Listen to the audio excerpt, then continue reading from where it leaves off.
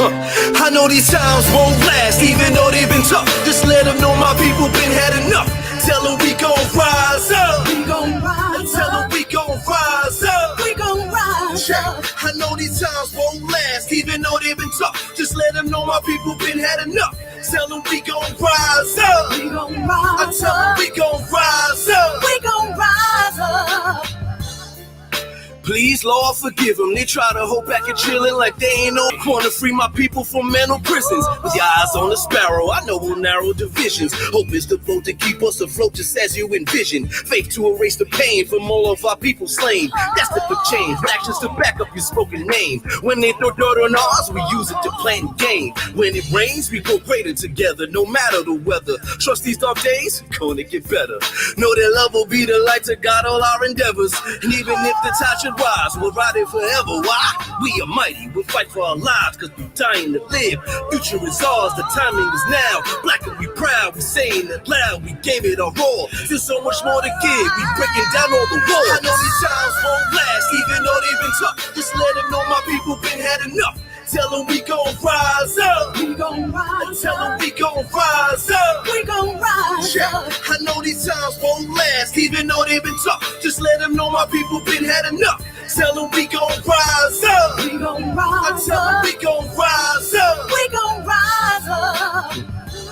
Never backing down for the cause. Try to put our life on pause, cause we move in the image of God. No matter the hate that's spoken, our spirits remain unbroken. The divine map says you can't count us out. We are the answer. From the youth to the elders, ain't what you can tell us. Style and brilliance of mine, heart is bright as sunshine. Warrior spirits alive, so no, we won't be denied. So vibration is high and the frequency so angelic, like rise up, people come on, rise up, rise up,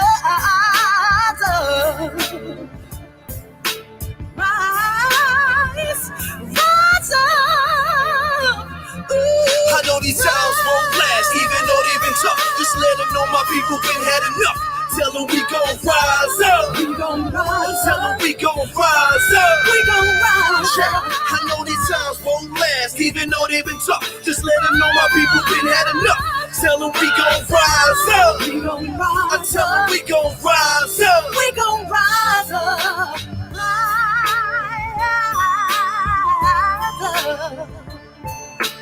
Rise up. Rise up, oh, rise up. Yeah. You know how that goes on a Sunday. Oh my God, a Monday. Monday nights. It's Soundbytes International Radio, y'all. African conscious. This is the claim. World is the aim. Absolutely. Bring the conversations pertinent to our diasporic landscape to you all across the globe.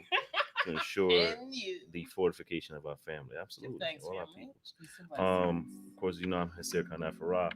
This is Nafra too, my auntie Ra. Yes, indeed. So make sure you tune in, family. See some of y'all coming in, some of you, and thank you so much for joining. Please, thank you for sharing that love. Please make sure you share the broadcast, with the village.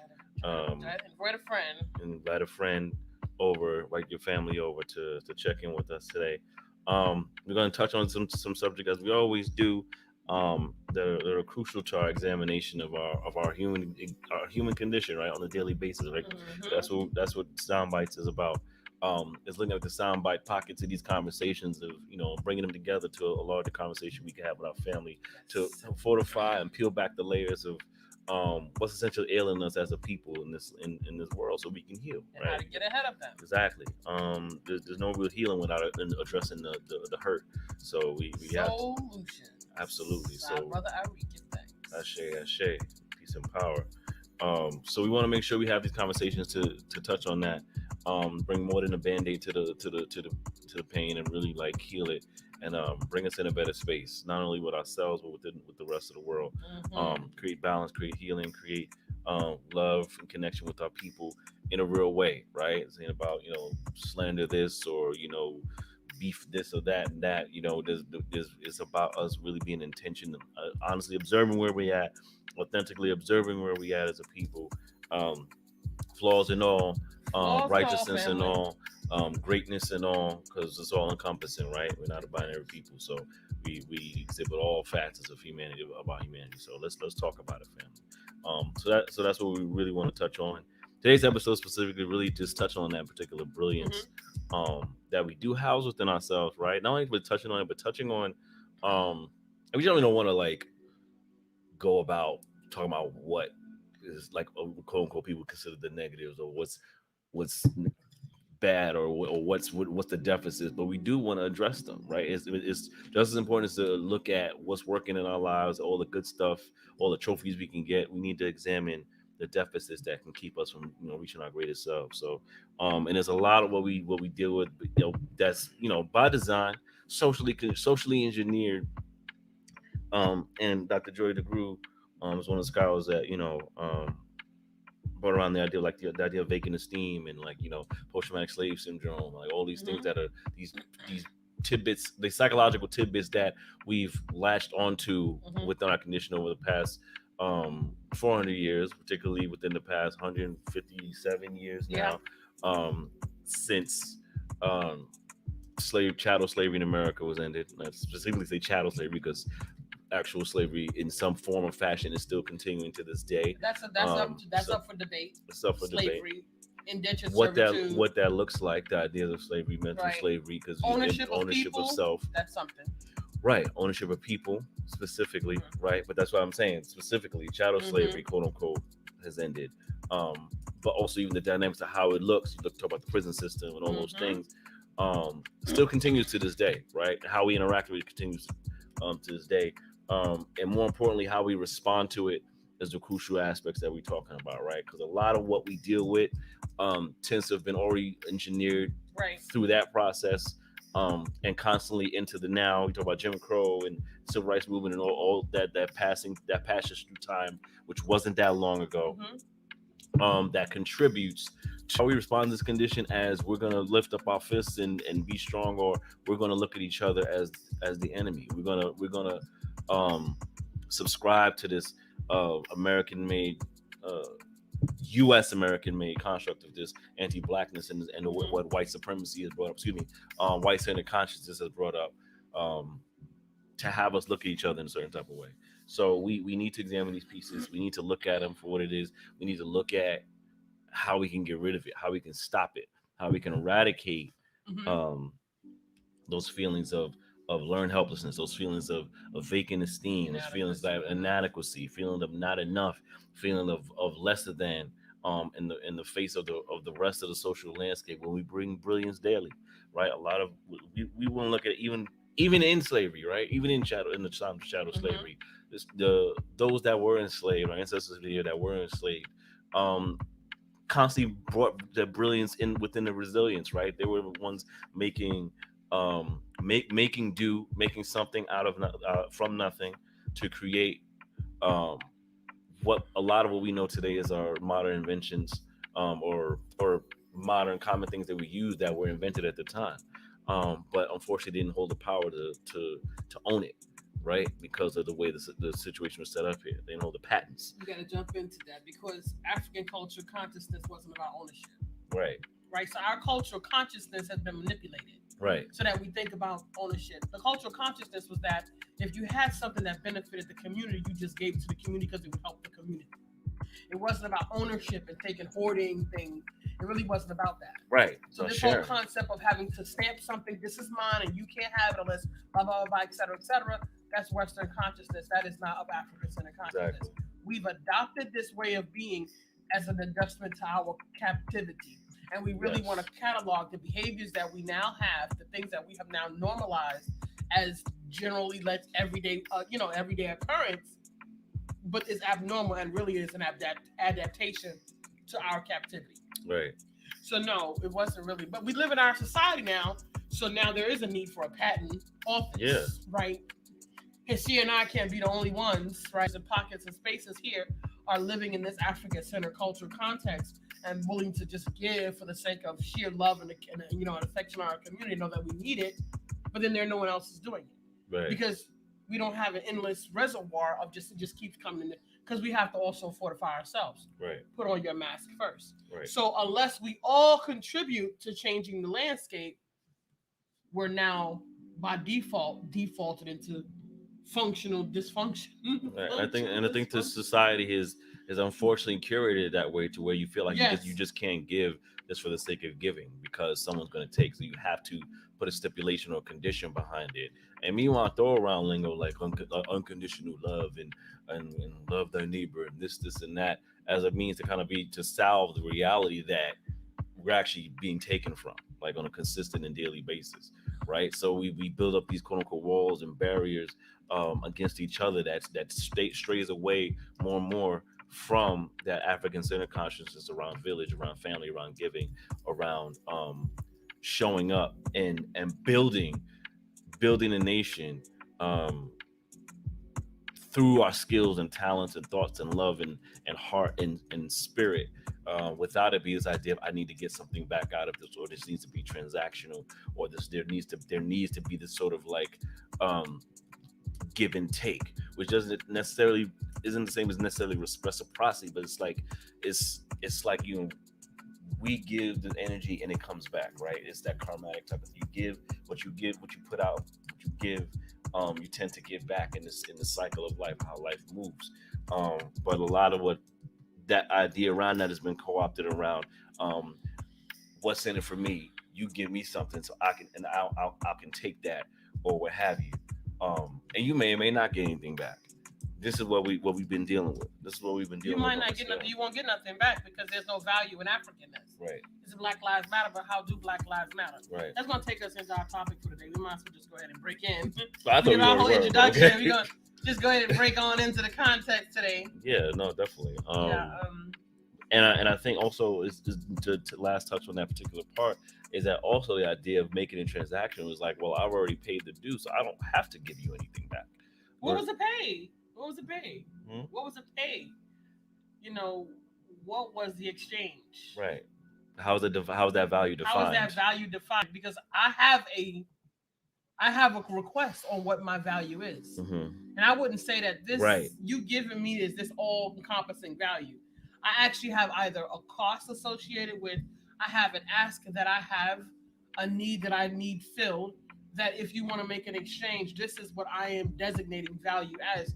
You cannot just throw me a burnt sausage and say, at least I fed you, because this is what I get all the time. Okay, that extra People be like, well, at least I threw you something. At least I gave you something. You need to give me what I need for it to be of value to me. Right, especially if I gave you what you need. Especially when you already have what I've given, which was of value to you. And we often go through this, and see, there's a fine line between, and this is something that we talk about African-centered life skills, where we start to restructure the way we are with other African people. So myself have been living in this catalytic frequency for over 20 years. And it is that, we get beat down so much. We live in a constant pressure cooker as African people. We live inside of anti-Blackness, and because the white center culture context has been telling us that doesn't exist, and because Black folks do not affirm this reality for us and make us feel like we're going crazy, or we're complaining, or you just making problems, don't make no waves. This is the context that actually diminishes the pertinence and the impact that this living experience is having on African people. So we don't really speak about it. But the reality of it is we needed to change the way we are with other Africans. Yeah. So in order to change that, we have to start changing our behaviors. So yeah, I may be the first one to step in and give. That doesn't mean that I have abundant, that I have excess. That just means that I'm meeting a new human. I'm going to have a new experience with you. Hopefully you'll be different. Unfortunately, because of the matrix and the way it's built in to have more of the same, 9 out of 10 times I meet people who are just like the last people that I meet. Different name, different face. They're literally exactly like other people that I've met in my life. And that has nothing to do with the wish and the superstition and, you creating this energy or your vibe. All of that's some more foolishness in the matrix to have you stuck in a cycle of madness, right? The reality is people are allowing themselves to be subject to the programming of the matrix through behavioral conditioning. This information is readily available to any and everybody on any given day to read any book that will designate for you to be able to catalog your behavior. Dr. Joy DeGroot gave us this book. There's another one here that we was talking about last week, and this is African-centered consciousness versus the New World Order. So we have this one, We have, what else we got up here? I know we got Menticide up here because we keep Baba Malemu. You got Menticide over here, right? These, sorry. Much love to Williams. Baba, sorry. Trying to help you out. Oh, yeah, a little bit, my bad. And we have, what else we got over here? We got United Compensatory Code System, Neely Fuller. What else we got over here? We got The Heart of Soul, an Afrocentric Approach to Psycho-Spiritual Wholeness by Dr. Boyling. Give thanks. And I was so upset because I actually was supposed to have him do an assessment on my son because they was trying to foolishness during the custody battle with my son. And he was actually doing the assessments because, ADD, ADHD, learning disabilities, etc., cognitive abilities, or whatever the case may be. They were trying to do what Dr. Umar is always talking about, the special education Holocaust in our African young men. And Dr. Jawan's Kunjufu conspiracy to destroy Black boys. So all of this research is over 20 years of researching, right? We got this one, Brainwashed by Tim Burrell, right? He's the African that walked into McDonald's and said, hey, this is how you exploit Black people. He thought he was making a buck for it. He made plenty of money for it. But unfortunately, guess who went to slaughter because of his decision? It was just business, right? I'm just saying, it was just business because we do this every day. We do this without thinking every day. It was just business. It was within the structure of the matrix. He decided to say, hey, you know what? You're neglecting a whole demographic of people, Africans, which further got us stuck into this perpetual cycle of more of the same. Because now they know how to speak to us. They know our language. Someone told them how to do that. But this is a great book that can help you with that. Conspiracy to Destroy Black Boys, Volume 1. I believe there's 6 volumes to this. What else we got over here? We got Rizza Islam. The millennials. I haven't finished reading this book, but I'm pretty familiar with some of his rhetoric. Yeah. Message to the millennial, basically was around Islam's analysis of millennial, how the millennial generation is kind of looking at this new age popular social context in which we live in, the messaging that's existing within that, and so much more. So I have to finish that, but definitely also FYI, remember, let's keep in mind September is over. It is Black Reading Month. So and just so you know, we're doing the flip right now to get you into this. Yes. What is this one? Seize the Time. Seize the Time by Bobby Seale. Black Panther Bobby Seale, shouts out. What you got over there? The Medical Apartheid. Right. Harriet, gosh, I forgot her name. Harriet Washington. Yes. Dr. Joy DeGruy actually recommended this book in her seminar when we went to her seminar in 2017, 2018 at Princeton. And then we got a ton of books over there. So what I'm saying to you is this: we just happen to have these close by for whatever reason. Quick little mention on some books you should look into. Right, you might want to just check into some of these books. And then the Baba, Baba Malemu is one of the books place that we get a lot of our books from. Akobin Institute. He has tons of different titles. Another one that I don't have on my hand right now, Center, just finished a conference earlier this month where he was going through the context, start to finish, with what it is to be centered inside of this social landscape of madness. And it's important for us to catalog where the deficits are. And we marked all of this stuff with, that's negative talk. I don't want to talk about that. Yeah. A lot of us, I realize, don't have the skills and faculties to have a linear conversation about it to begin with. That's number one. Right. Because too many of us are using religious texts to analyze our condition, and that's not going to work. Because there are too many pitfalls inside of religious context that doesn't allow you the ability for analytics. It doesn't allow you to be analytical. It just says to you, study to show thyself approved, rightfully dividing the word of truth. It also says the spirit of discernment. But how do you learn the spirit of discernment? It's not something that you're born with. You're born with an intuitive. You're born with inklings, and you'll hear your ancestors speaking different things like that. But how do you learn to actually facilitate the transfer of information into practical world lived experience? How are you synthesizing it as you receive it, right? And to touch on that, it's like it's something I've noticed is like in the newer generation, whether not even just like millennial, young or old millennial, but even older, just in the newer age of thinking, there seems to be a growing challenge in really like digging deep to synthesize this information, right? It's like it's the idea from how I'm observing it is like I don't feel like going on page 1 of Google when it comes to the information. I'm willing to question and confront this particular issue, but I don't have the depths of the feedback and information and analysis to keep it up. So then it becomes when you get into that conversation, it becomes this frustrating battle and give and take. And now you're talking about opting out or talking about just not willing to process the full landscape of the conversation. Only enough of the conversation that served your front facing analysis, or what made you feel good, or what you agreed with within whatever that conversation particularly is. So critical analysis, as it's been lacking in my observation, is something that's been crucial over the past few years. So I'll say within at least the last decade, if not the past 5 years alone, where social media has gotten a stronger hold, and those particular types of facets of information have kind of stripped away this idea of functional conversation, of critical analysis, of strategic maneuvering, of basically simple conversation and how we can relate to one another. Dialogue. Right? There's a lot, and we speak about, when we talk about what are we subscribing to within this matrix, a lot of what the matrix puts forth is any possible way to uplift mediocre standards of living and being,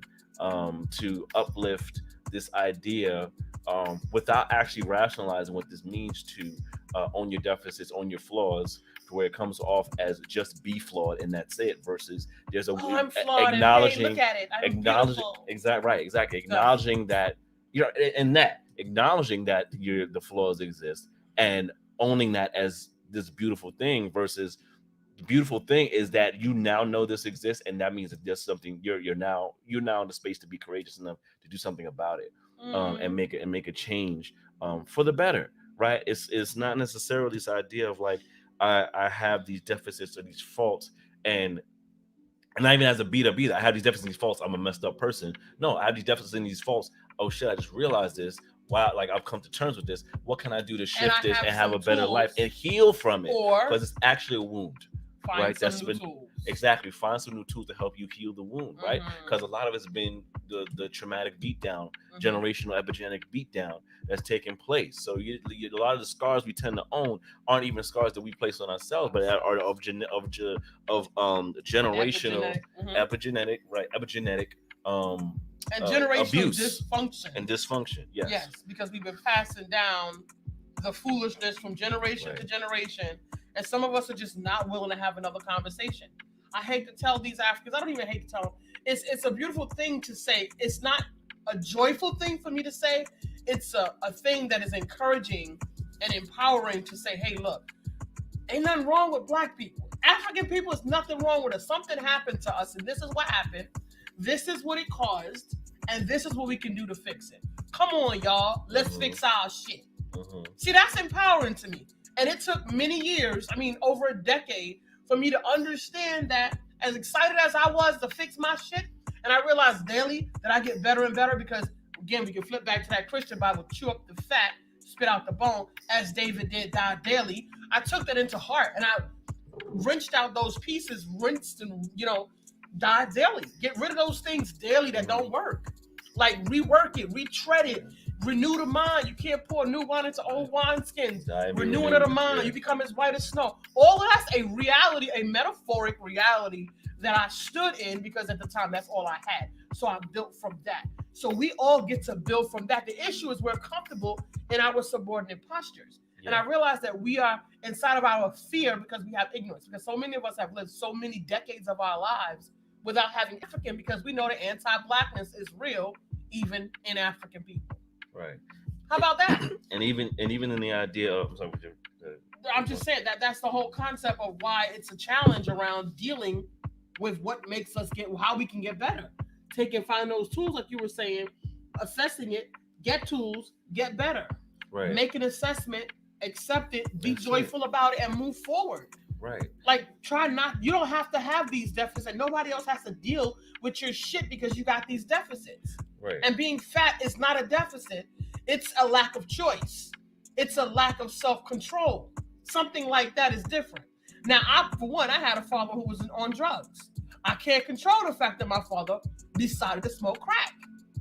And because he decided to smoke crack, he was an absent father. He was not a parent to me. He did not provide me with the support that I needed. That's something that I can look at and say, I can be proud of myself for building myself up regardless.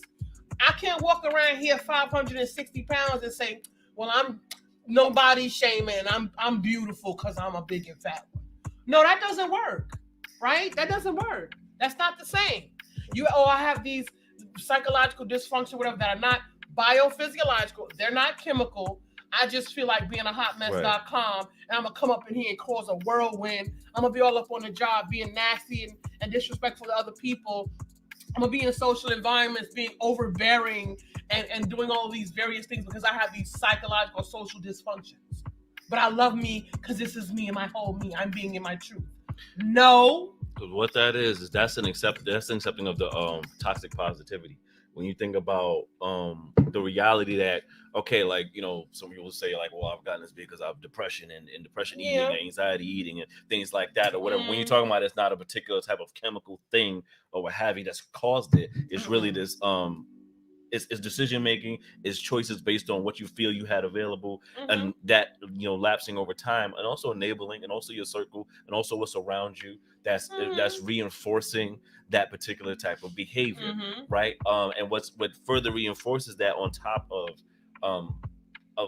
of that issue and that deficit is the toxic positivity of love yourself and your skin you're in. Yes, love yourself, absolutely, but love yourself enough to know when you're actually becoming detrimental to yourself. That means in your health, that means in your physicality, that means in how it impacts your relationships, all those different things. And it's not about body shaming, it's about you have access to choices, but be clear that you were conditioned to believe you didn't. You condition. There's a lot of people walking around. That's the key. There's a lot of people that don't walk around, don't realize they actually have always held the power of choice. But we're working in a man-made social structure makes us believe that we don't. That makes us believe that whatever we are now the victims or these things are the bosses of our livelihood. Well, I can't do it because food is so delicious or whatever. I mean, we're still talking about this idea, like for instance, of obesity, we use, but it's as an example. Yeah. But really, also was looking at also like that we should have to deal. Or you just love this and just have that be right versus you're not realizing that you're actually still contributing to your own, like, essentially deterioration, right? And no healing has happened at all in that particular type of process, right? Because what you've done is, instead of addressing the healing, addressing the scars, addressing whatever that depression was or that break and belonging in your life that had you be in that space to do that, addressing that issue, facing that issue, owning the courage to deal with that issue, you've not masked it and you've not covered it up with something else, and something that makes you believe this feels good and this is the right thing to do. And now you've further succumbed to that deficit because you never actually healed the issue that got you there in the first place. And it's compounded. And when it gets compounded, it gets worse and worse. And it really doesn't get better. And what happens is it ends up spilling over into your children, and then you end up, you know, we got parents, our parents did the best they could. They actually didn't, because you could have made choices. So the fact that you love your children with less than, they did the best they had with what they had. But, I have books that are printed since the 60s and 70s. So this knowledge was out there, right? Dr. Ben was out there. John Henry Clark, our ancestor, John Henry Clark, our ancestor, Queen Mother, Dr. Frances Quest Welsing, Amos Wilson. Who else we have? Oh God, I'm trying to think. I always draw up a blank when I'm trying to get all of these names together. Dr. Layla Afrika. We have so many different scholars. Gosh, you don't have to go to all of them. I be trying to don't lose your point trying to list I've been certain, but like it's so many scholars who've been out here essentially for the past 40, 50, 60 years. Dr. Jeffries. Right, we got scholars who've been out here for decades. Right. So when we have parents who are in their 50s and 60s talking about they did the best they could, that's a lie. You was having too good of a time. You was having too much fun. You was drinking the Kool-Aid. You chose to take a comfortable sleep in the Matrix. Right. And therefore you did not plan for your children. So this is when I came in as a parent. I said that I'm not going to perpetuate these lies into my future generation. Right. That was a decision that I had to make. It wasn't an easy one, and it's not an easy one on a daily basis because there just aren't enough of us doing it. And it still looks awkward and weird, and people are still uncomfortable being in their full African experience. We get to put it on as a costume, and now we've gotten beguiled into We've gotten mildly beguiled into this consciousness that we're accepted.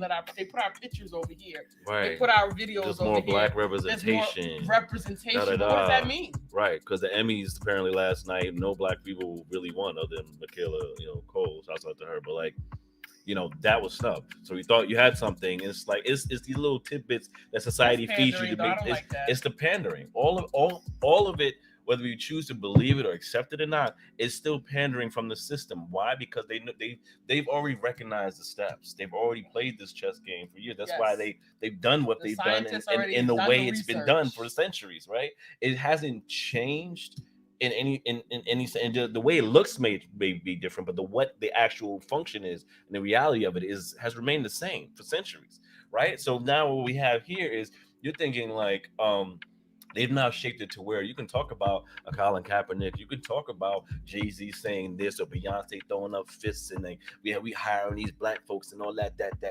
That's all well and good, but those are actually little pieces of the matrix is moving so it can keep functioning, right? It's not actually anything that's realizing the impact and power and respect and equity of African-centered people, right? African-centered identity, and because they're allowing these symbols to reign in the space now, in the media space, and to get more publicity, is because they know that the African in this particular landscape has been beaten down so much that and they've thrown so much this idea of acceptance that they're not strong enough now to even do anything and react in a certain way. It's just like, yeah, that's cool.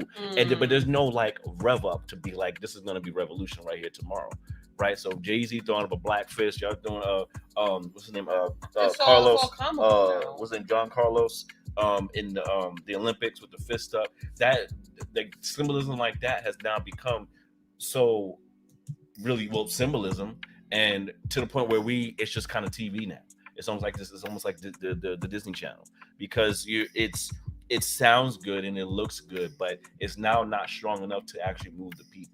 It's all become a nice idea. Why? Because we've now been in a space where we've had this thing where these people are in elevated spaces. We've had a space where there's a black president. We've had a space where we've had these certain things. They say, but no more segregation. Literally, you had a black president. Right, but literally within the same space and in the same conversation, you have black people being killed by cops. Right, you have the prison system is still 85+% black and brown people. Yes. Right, in the quote unquote freest country in the world, allegedly, right? The most imprisoned people, right? So while those things, those are contradicting realities that are existing in the same time frame.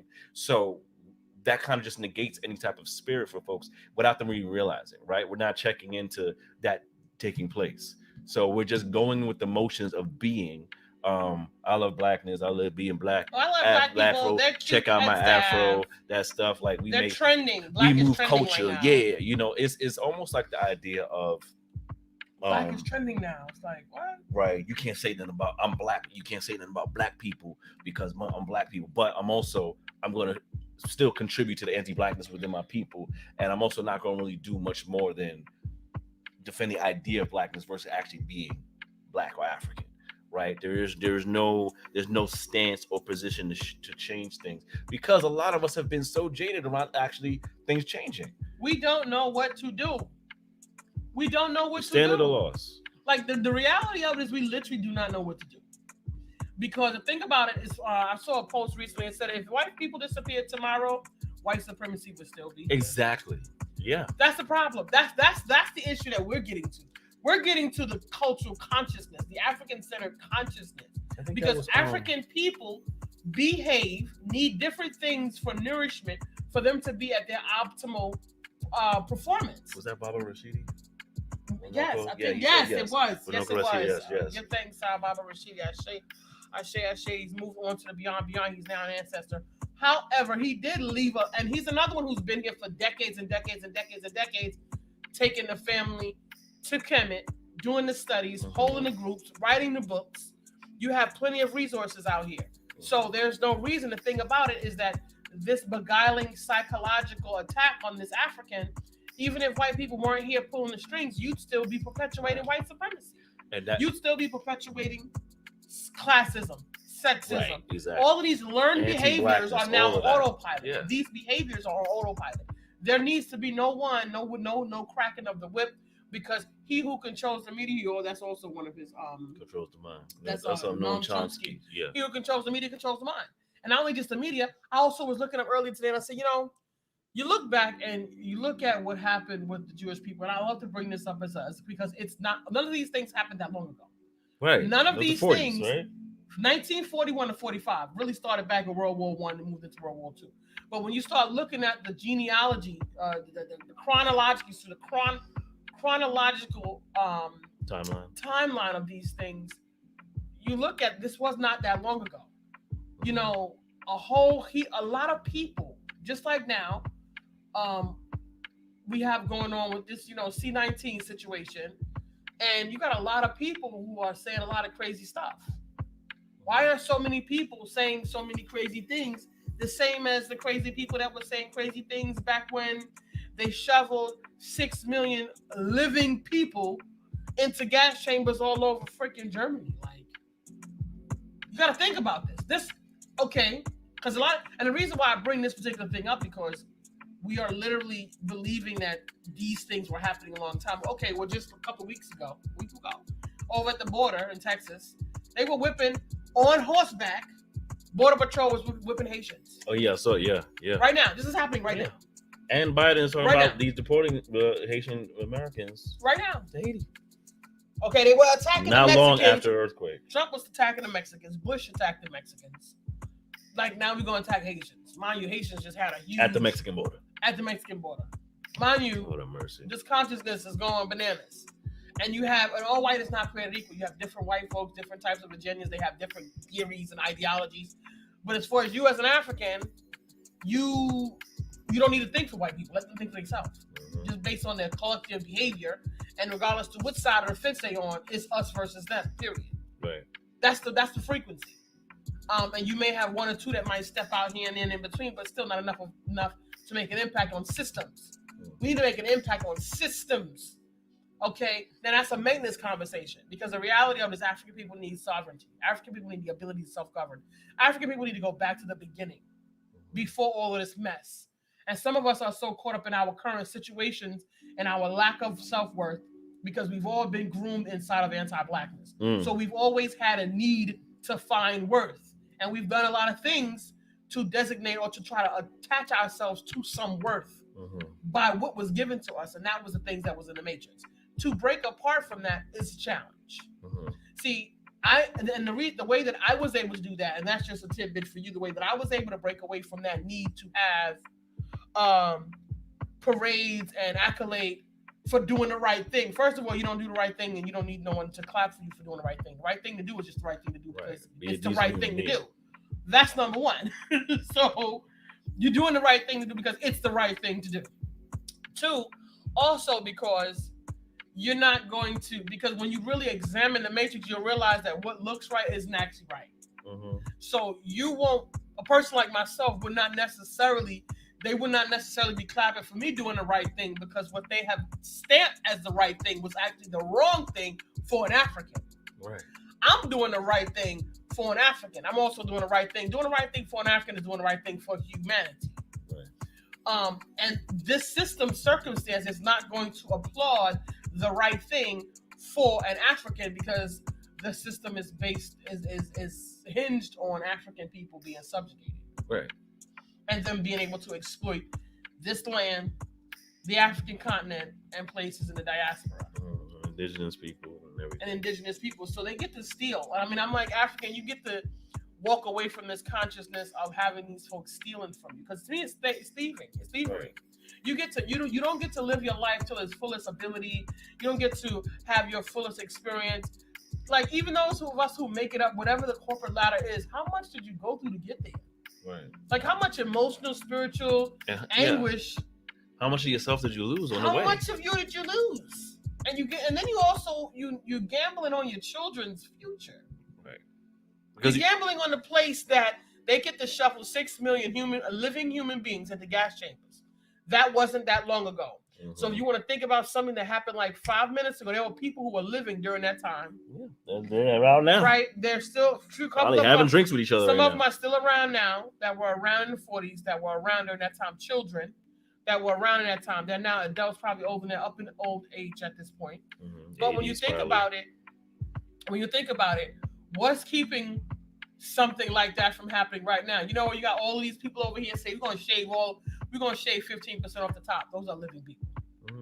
Bill Gates said that in front of a room of, you know, people of all backgrounds, economic, right, educational levels, and people who believe themselves to be lucid and conscious, aware.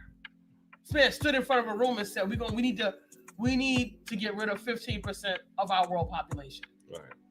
And then nobody huffed. You know why? And also to add on to that is this idea of how they're shaping the symbols of these messages, right? Because if you're on this idea of like this person is a scholar, this person is brilliant, this person is this, and that's drilled into you of who this quote unquote this person is, then you've been conditioned to believe that this person is a symbol of what's quote unquote good, what's intelligent, what's brilliant. So when you're getting the space of that person and they're saying something of such a magnitude is actually pretty like severely heinous to say around humanity, then you're left with this idea of like, well, if this person said this, it doesn't sound right.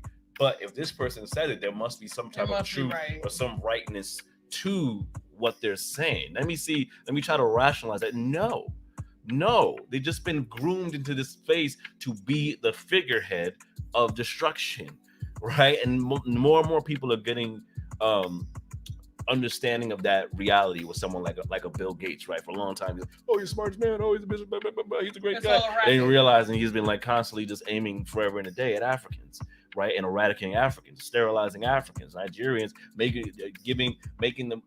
putting them in a debt to them, making sure that Africans, no matter what, are in debt to his particular system and his particular ideology. And the idea around this, essentially the eugenics, and then you look at Margaret Sanger and like this idea of Planned Parenthood and what was the marker under that in which something like a Planned Parenthood was created, when you have Margaret Sanger, who's the founder, like the figurehead of eugenics, right? We have these conversations are shaped to really disorient you, particularly you African, right, around what's good, right? Because this is coming out of the white-centered psychosis, right? That's for centuries beguiled people and forced people into some form of servitude, or some form of belief system that what their standard is the correct standard for all people, right? Never mind your culture, never mind your ethnicity, never mind your tribe, never mind. As if they would have the ability, as if they would even have the ability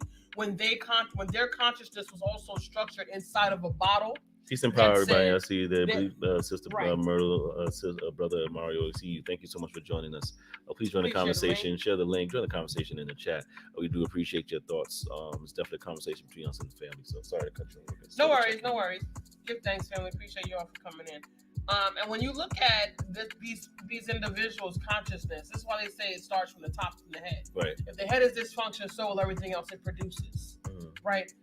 And remember, so I also learned some of these things along the way. I can give these to you.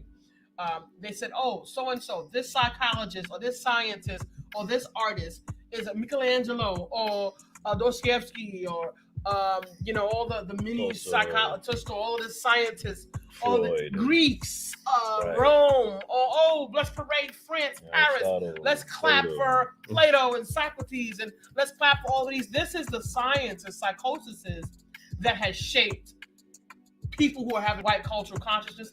These are the things that shape their consciousness.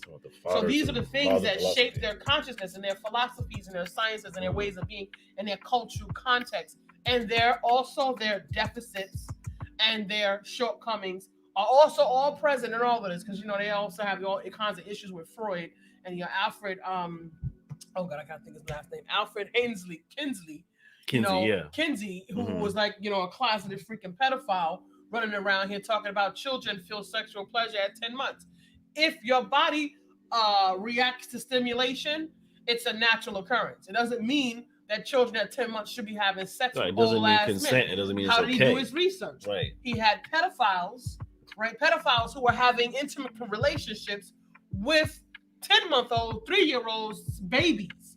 This is how he did his research, and this is how he came out with his theories.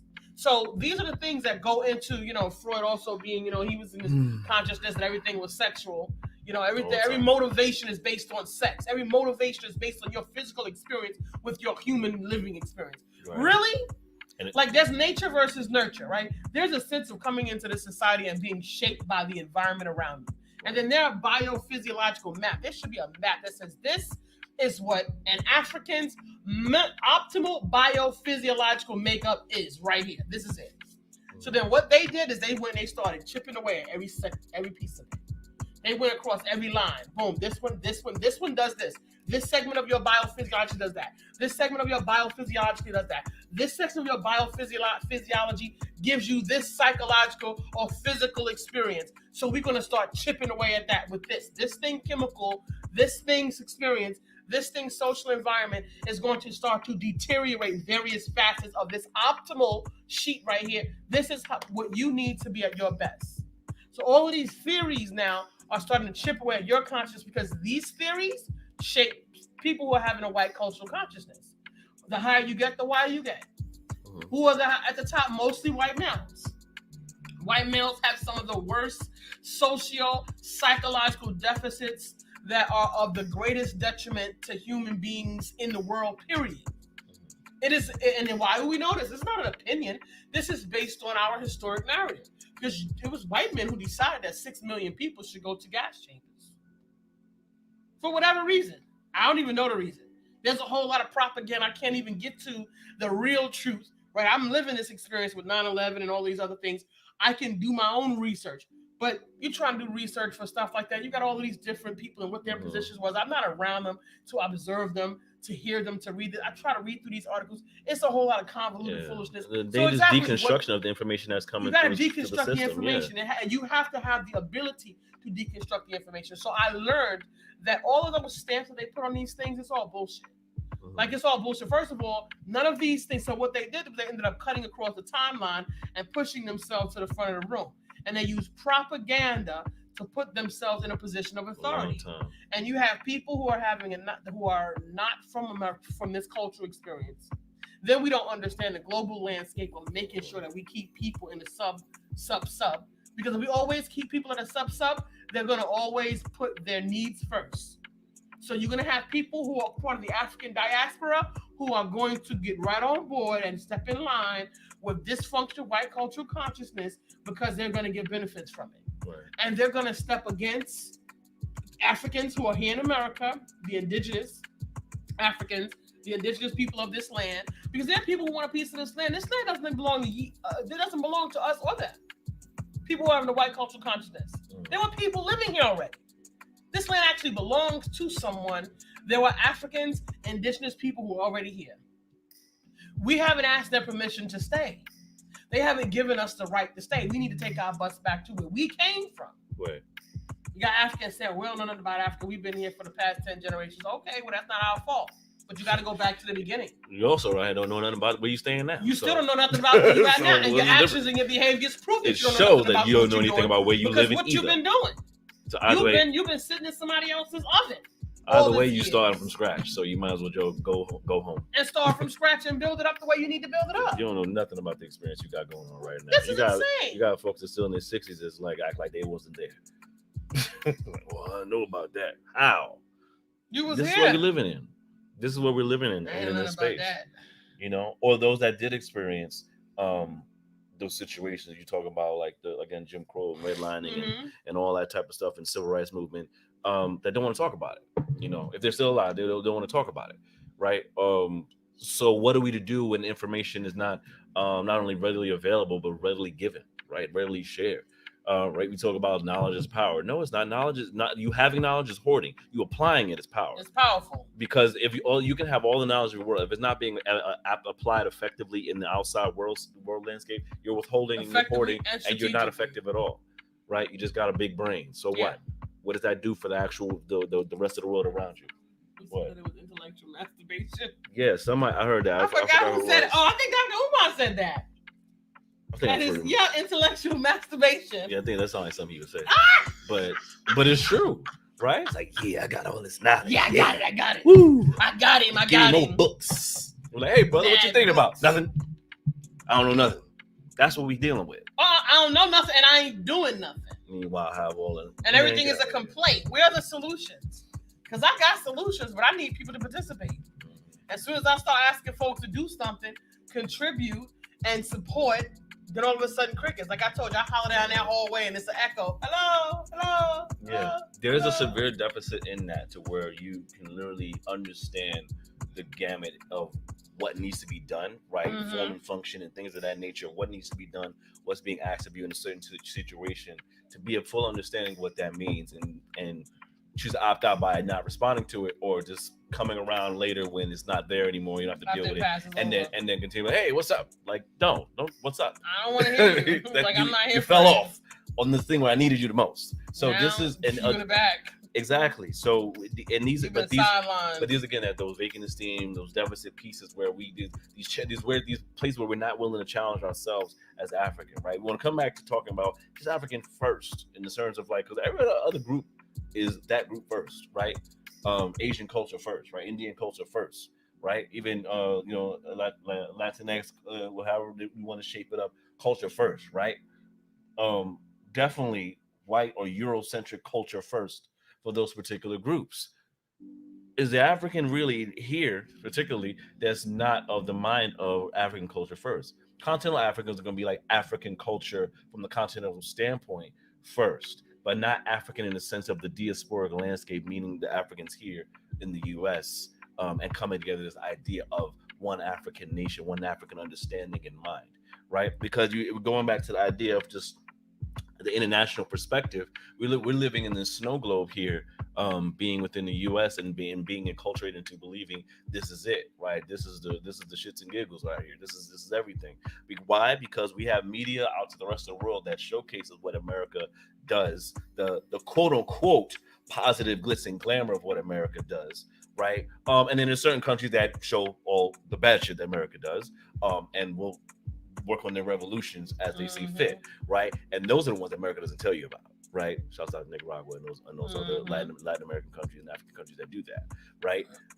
And here we get nothing about outside other than caricatures or what have you of just everything, if that, right? But what people get on the outside of this country get of Black Americans, of African Americans, Africans in American soil, right, is the folly and the jokes and the caricatures and the rap music and the clowning and the self-degradation and the twerking and the drug dealing and the violence and the sports and the entertainment. We get all those things, not the other actual realities that we actually share a commonality in brilliance, a commonality in our of landscape beauty, contributions of landscape contributions, right? And what that all means, right?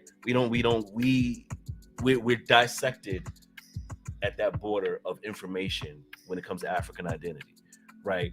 Where we have not been able to hold on to any parts of that culture here. Where this is a land that was built by Native people, taken by, ravaged by people that wanted to, essentially, they were the idea of the refugee that wanted to come and find a new home. Only difference is that they destroyed the people that were here already and then created a new narrative. They wasn't finding no new home. They wasn't finding nothing. They was stealing. Okay, it was a business plan. So I got to put it in perspective. It was literally a business plan. It was a bailout. Yeah. It was Europe's bailout. We're going to go and we're going to conquer new lands. We're going to take what they got and we're going to build up our coffers, period. That's it. That was literally the bottom line. It was a bunch of white men who decided, mostly white men who decided this. Find some other land. That's it. Let's just find some other land because it's the context. Conquer, take from other people, steal. This is a cultural context. Yeah. This is a behavior and a cultural consciousness that makes people believe that they have the right. And it's dysfunctional. And it's been going on for thousands of years. Thousands of years, yeah. Thousands of years. It's a cultural context. No sharing, no even spin, no even kill. You know, they were in Paris outside of the palace in France throwing freaking spoiled food. You have your government that's supposed to provide for the people. But you live in a castle and you have wrought gates that are made of gold. How is this possible? How is this possible that you have all of this privilege and the people who are you're taxing, right, This whole context under the Rome and under the Catholics, Catholicism, and all of this European-centric consciousness that you got to go back hundreds of years now, even some close to 1,000 years, right? And you begin to find out where this behavior comes from, because we have laws on the books right now that are over 100 years old, completely outdated. How? Not been ratified, not been like we changed like barely. It's easier to amend the law than it is to change one. How? Because you got people who got fail safes in place to make sure that you don't tear this system down, because it was in their intention to make sure they protect their children's birthright, which is not really a birthright. It is what you've stolen, and you want to protect what you've stolen for their benefit. And they cannot lose for control. Generations to come. And there's fail safes for those 1 or 2 generations that might slip up or might mess around and get caught up in here, you know, and put their emotions in the chocolate cookie and get all stuck in love and all of that. We got laws around that stuff too. We ain't gonna worry about that, right? Misogyny laws, you ain't gonna marry into marriage and all of that stuff. And if you mess around, look how they treat Katie right now. And she's isn't she biracial? Who? Katie, married into the royal family. The nursery teacher who married into the royal family. Anyway, they black in the royal family. Point is, all of these black women. Oh, Meghan Markle. So Markle. Why do I call Katie? I don't know. That's why I was like, who's Katie? Markle. Anyway, Meghan Markle. They're so happy they treat this woman like garbage, and she had the audacity to think it would be something different. Why would you think it would be something different? But that's that mindset of like, only way to change the system is by being in the system. No, it's not. Once you go into the system, ain't no turning back. You're a part of it, or you can leave, but you will not change anything. They have insulated it to the point where your only move is to opt out. Yeah. Your only move is to opt out, point blank, period. Because at this point, you've waited too long to get involved. There is no fixing the system from the inside out. It's not possible. Right. We're not strong enough to be the Trojan. The white cultural consciousness there, unfortunately, they're going to have to figure their lives out. We're not strong enough in the space to be the Trojan horse. That's not working. But guess what? The type of Trojan horse, because the system is so interwoven, and the way that they've done the matrix is that one door unlocks another door. There is no we're going to go and, we're going to pluck off the head over here. That's going to make everything domino effect. It's not. Right. It's not possible. Even if one leg of the institution falls, it still has 3 other legs that's going to hold that table up. Right. So, and it doesn't make sense to even bother wasting energy to do that. Wasting time, to me, that's not valuable. That's not time well spent. Right. That is a waste. And since we're not dealing with enough of the resources that we need, I don't think that it's even a route to go. At the end of the day, for the African, silence is the best. Boycott, take your resources away is better, and start to fold it into your people and utilizing the support that you have, because the African continent has all of the needs. What is called Cuba was able to eject the United States from their country because they had sovereignty. Fidel Castro was able to put their butts out. We paid you what we owed you. We gave you coins. Get out. We owe you nothing by. That's it. That's a lesson to you. And they had been trying to get their butts back over there to Cuba. And they sent Obama. They sent the brother man. Mm-hmm. They sent the biracial, brown-looking representative brother man over there to try to pull a fast one, to do a little slip stitch over there with the 3-card Monty. It's a deck that they work from, and they literally have been using the same deck all this time. And they wait 20 years and they start a new frequency. They start a new one every 20 years. They start a new one, and now we got this last generation, and this last generation are completely politically dumb. Completely. African politically unaware of the depths of how serious this is and what they are now moving towards, because this generation right now, the 20-year-olds of today are pretty much obsoleted because the computers are in everything. We had a sister early today, Sister Lisa, shout out to us, Sister Lee. Oh, yes. Peace and power. And of the Black is Back Coalition. She posted a post today. She's mad about, the U-scans at the grocery stores. I went into the bank and it was 9 telebooths was gone. They had 2 telebooths, and they had all of the motorized tellers We also went into a bank. We told you Bank guys of last America. year, a Bank of America, where there was no teller. No teller at all. There was 2 kiosk rooms that you can go in and speak to somebody virtually, and this was before COVID. Yeah, this was before COVID. This was right? before COVID. Yeah. This was a year before COVID. So it wasn't even like social distance. It was just literally built in. This is what's next. This is what was coming, right? This is what's next, family. So if you can, and then listen, prior to the machines, everything went temp. I watched this happen. Everybody, temp. You can get, and all of these black folks so happy about being able to get this higher rate, but you don't have no insurance. You don't have no long-term plan. These companies, these small companies, staffing services can shoot up. And as long as they have less than 500 employees, they're considered a small business. A hospital can employ temps. Nurses were not getting employed and getting protection in the job. They were contracting themselves to hospitals.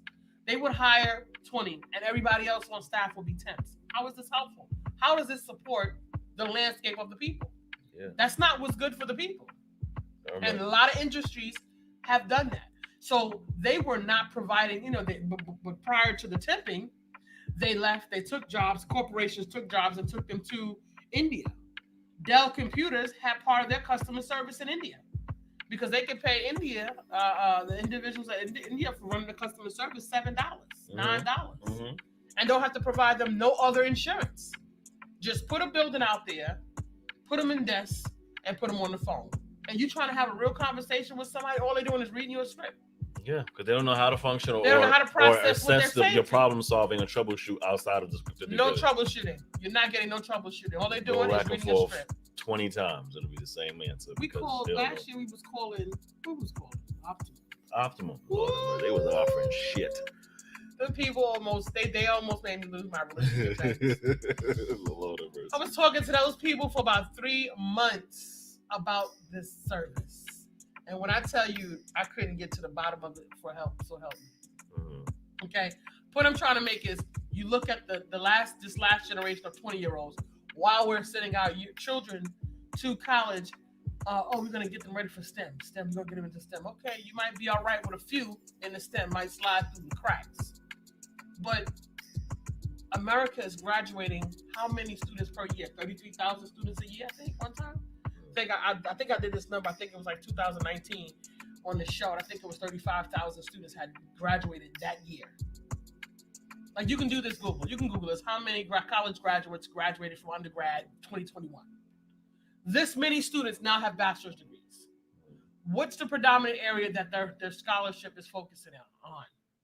Where will the jobs be? Where will they be working? Will there be jobs for them? And now you're dealing with ageism. After you pass 35 years old, it's like an issue with you getting a job out here in the society. It was already going on already.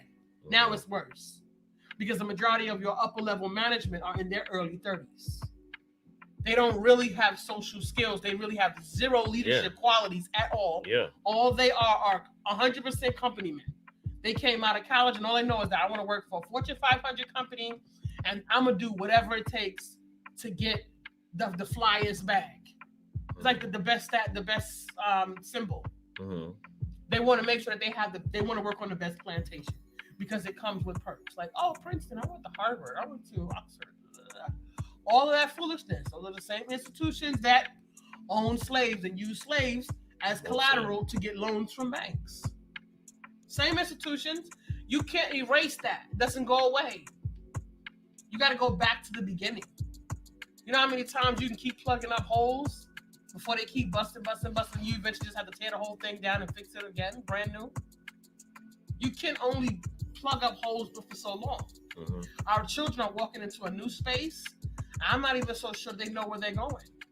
Because a lot of them, they don't have no survival skills. What about our food? Are you teaching your children how to cook? Do your children know how to get their hands on food if they couldn't get to the grocery store? I don't even hear that conversation. It's nowhere. It's nowhere. I don't understand why it's not nowhere. I hear more of the conversation of I can't C19. cook. And not only talking about that, but I'm talking about up there, like I can't cook. And it's a joke. It's like a running joke. Like it's TikTok videos about how well their moms cooked and they can't even fry a fish or boil rice and things like that. Like it's cute. It's not cute. Because it's actually sad. Basic survival skills. If you can't cook, you're fucked. You need to be able to learn at a basic level. Boil an egg. right? Boil some rice, right? Even if you're dealing with the canned processed stuff, like you have to learn certain things. There's ingredients and ways to deal with it, right? So what is happening? Where's the disconnect come with this younger generation that's coming in that doesn't know how to do these particular life skills? Everything is all looking up on YouTube or whatever. Yeah, you got prodigies, you got people that learn there was no internet. certain art things. That's wonderful, right? Suppose there's no internet. Then suppose there was no internet. What are you pulling out of your mental Rolodex of what's ideas, in your mental Rolodex of skills?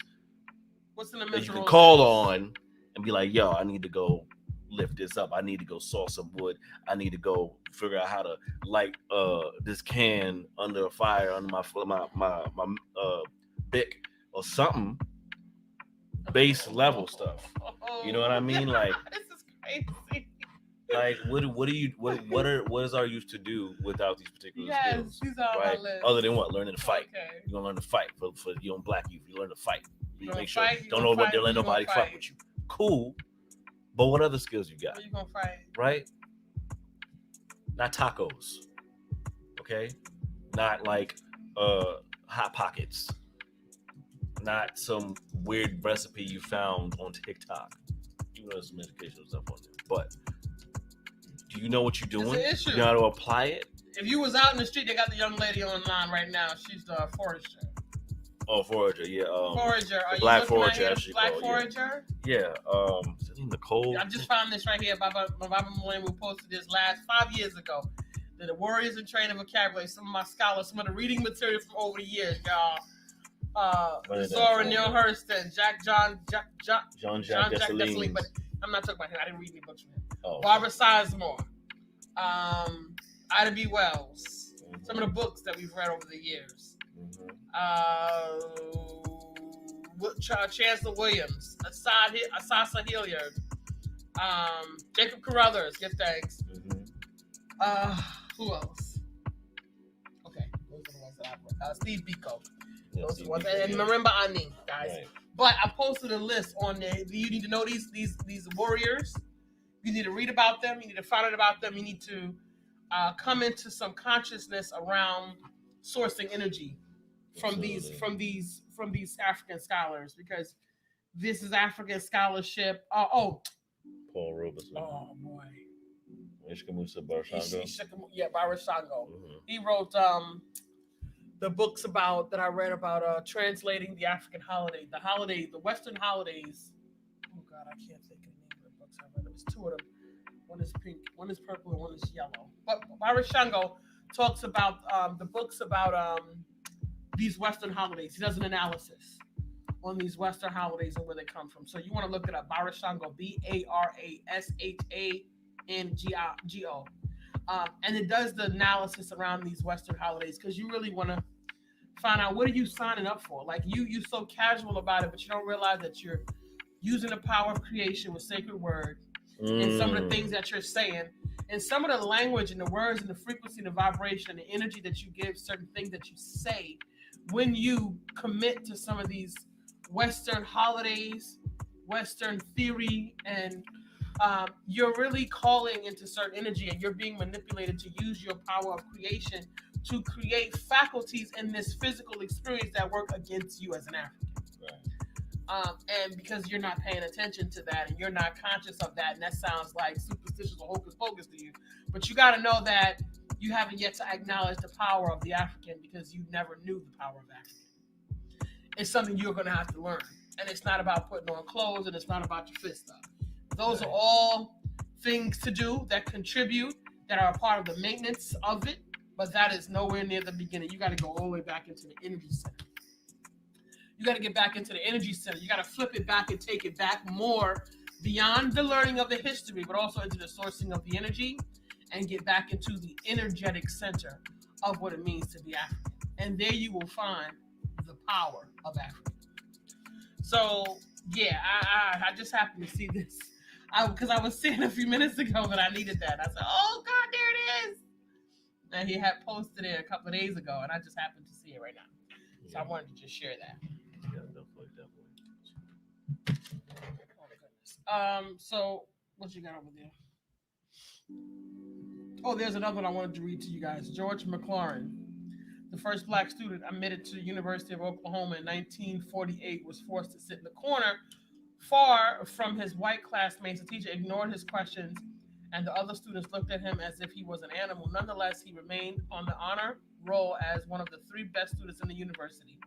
Throughout history, the Caucasian has demonstrated an almost total disregard for the human lives of African people.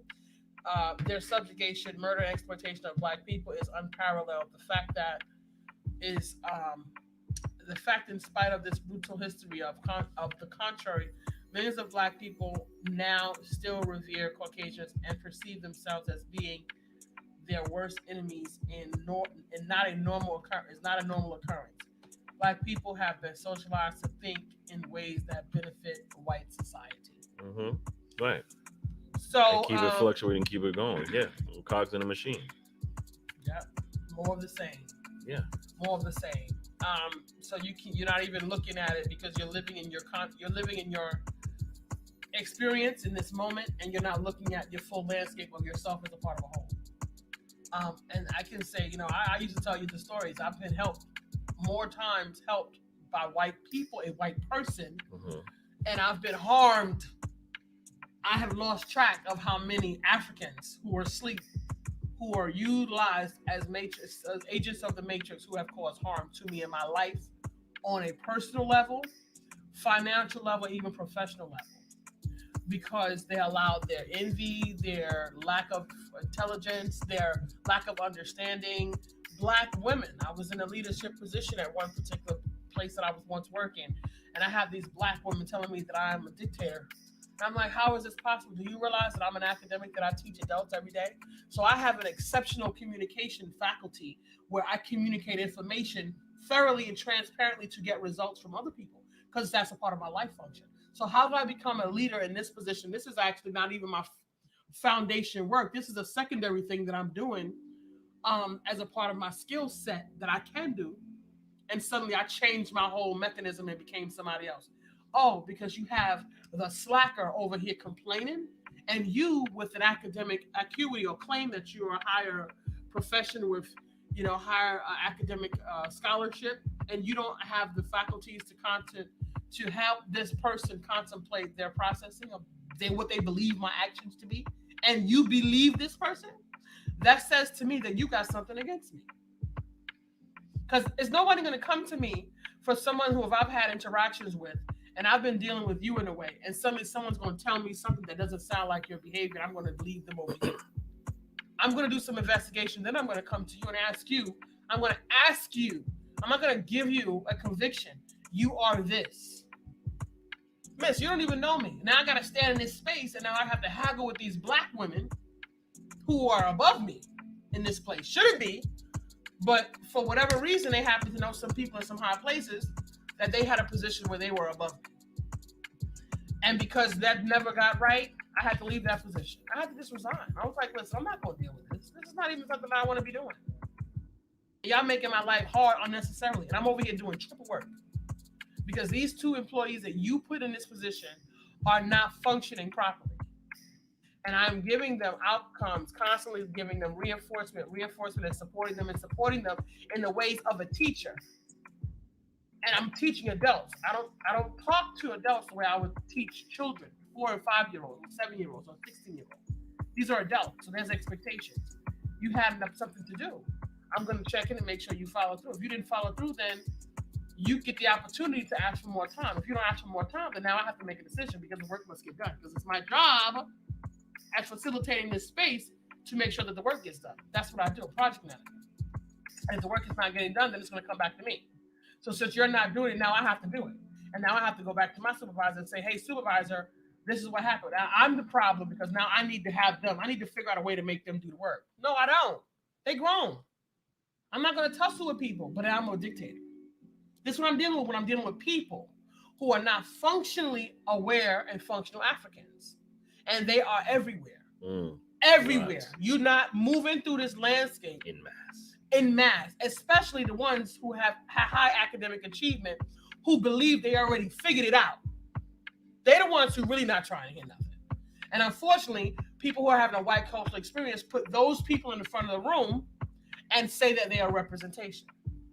Those people do not speak for me.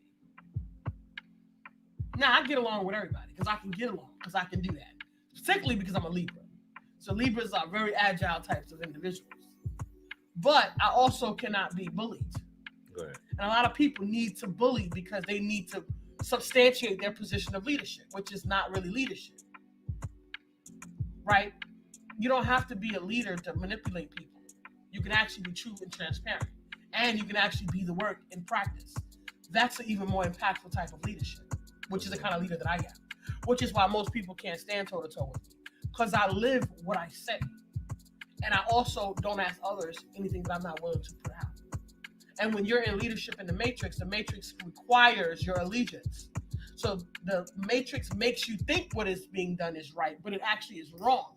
And you need to sell it to other people as right. And you're in leadership. So of course you're not going to live the dysfunction that they're telling you to sell other people. Or maybe you do.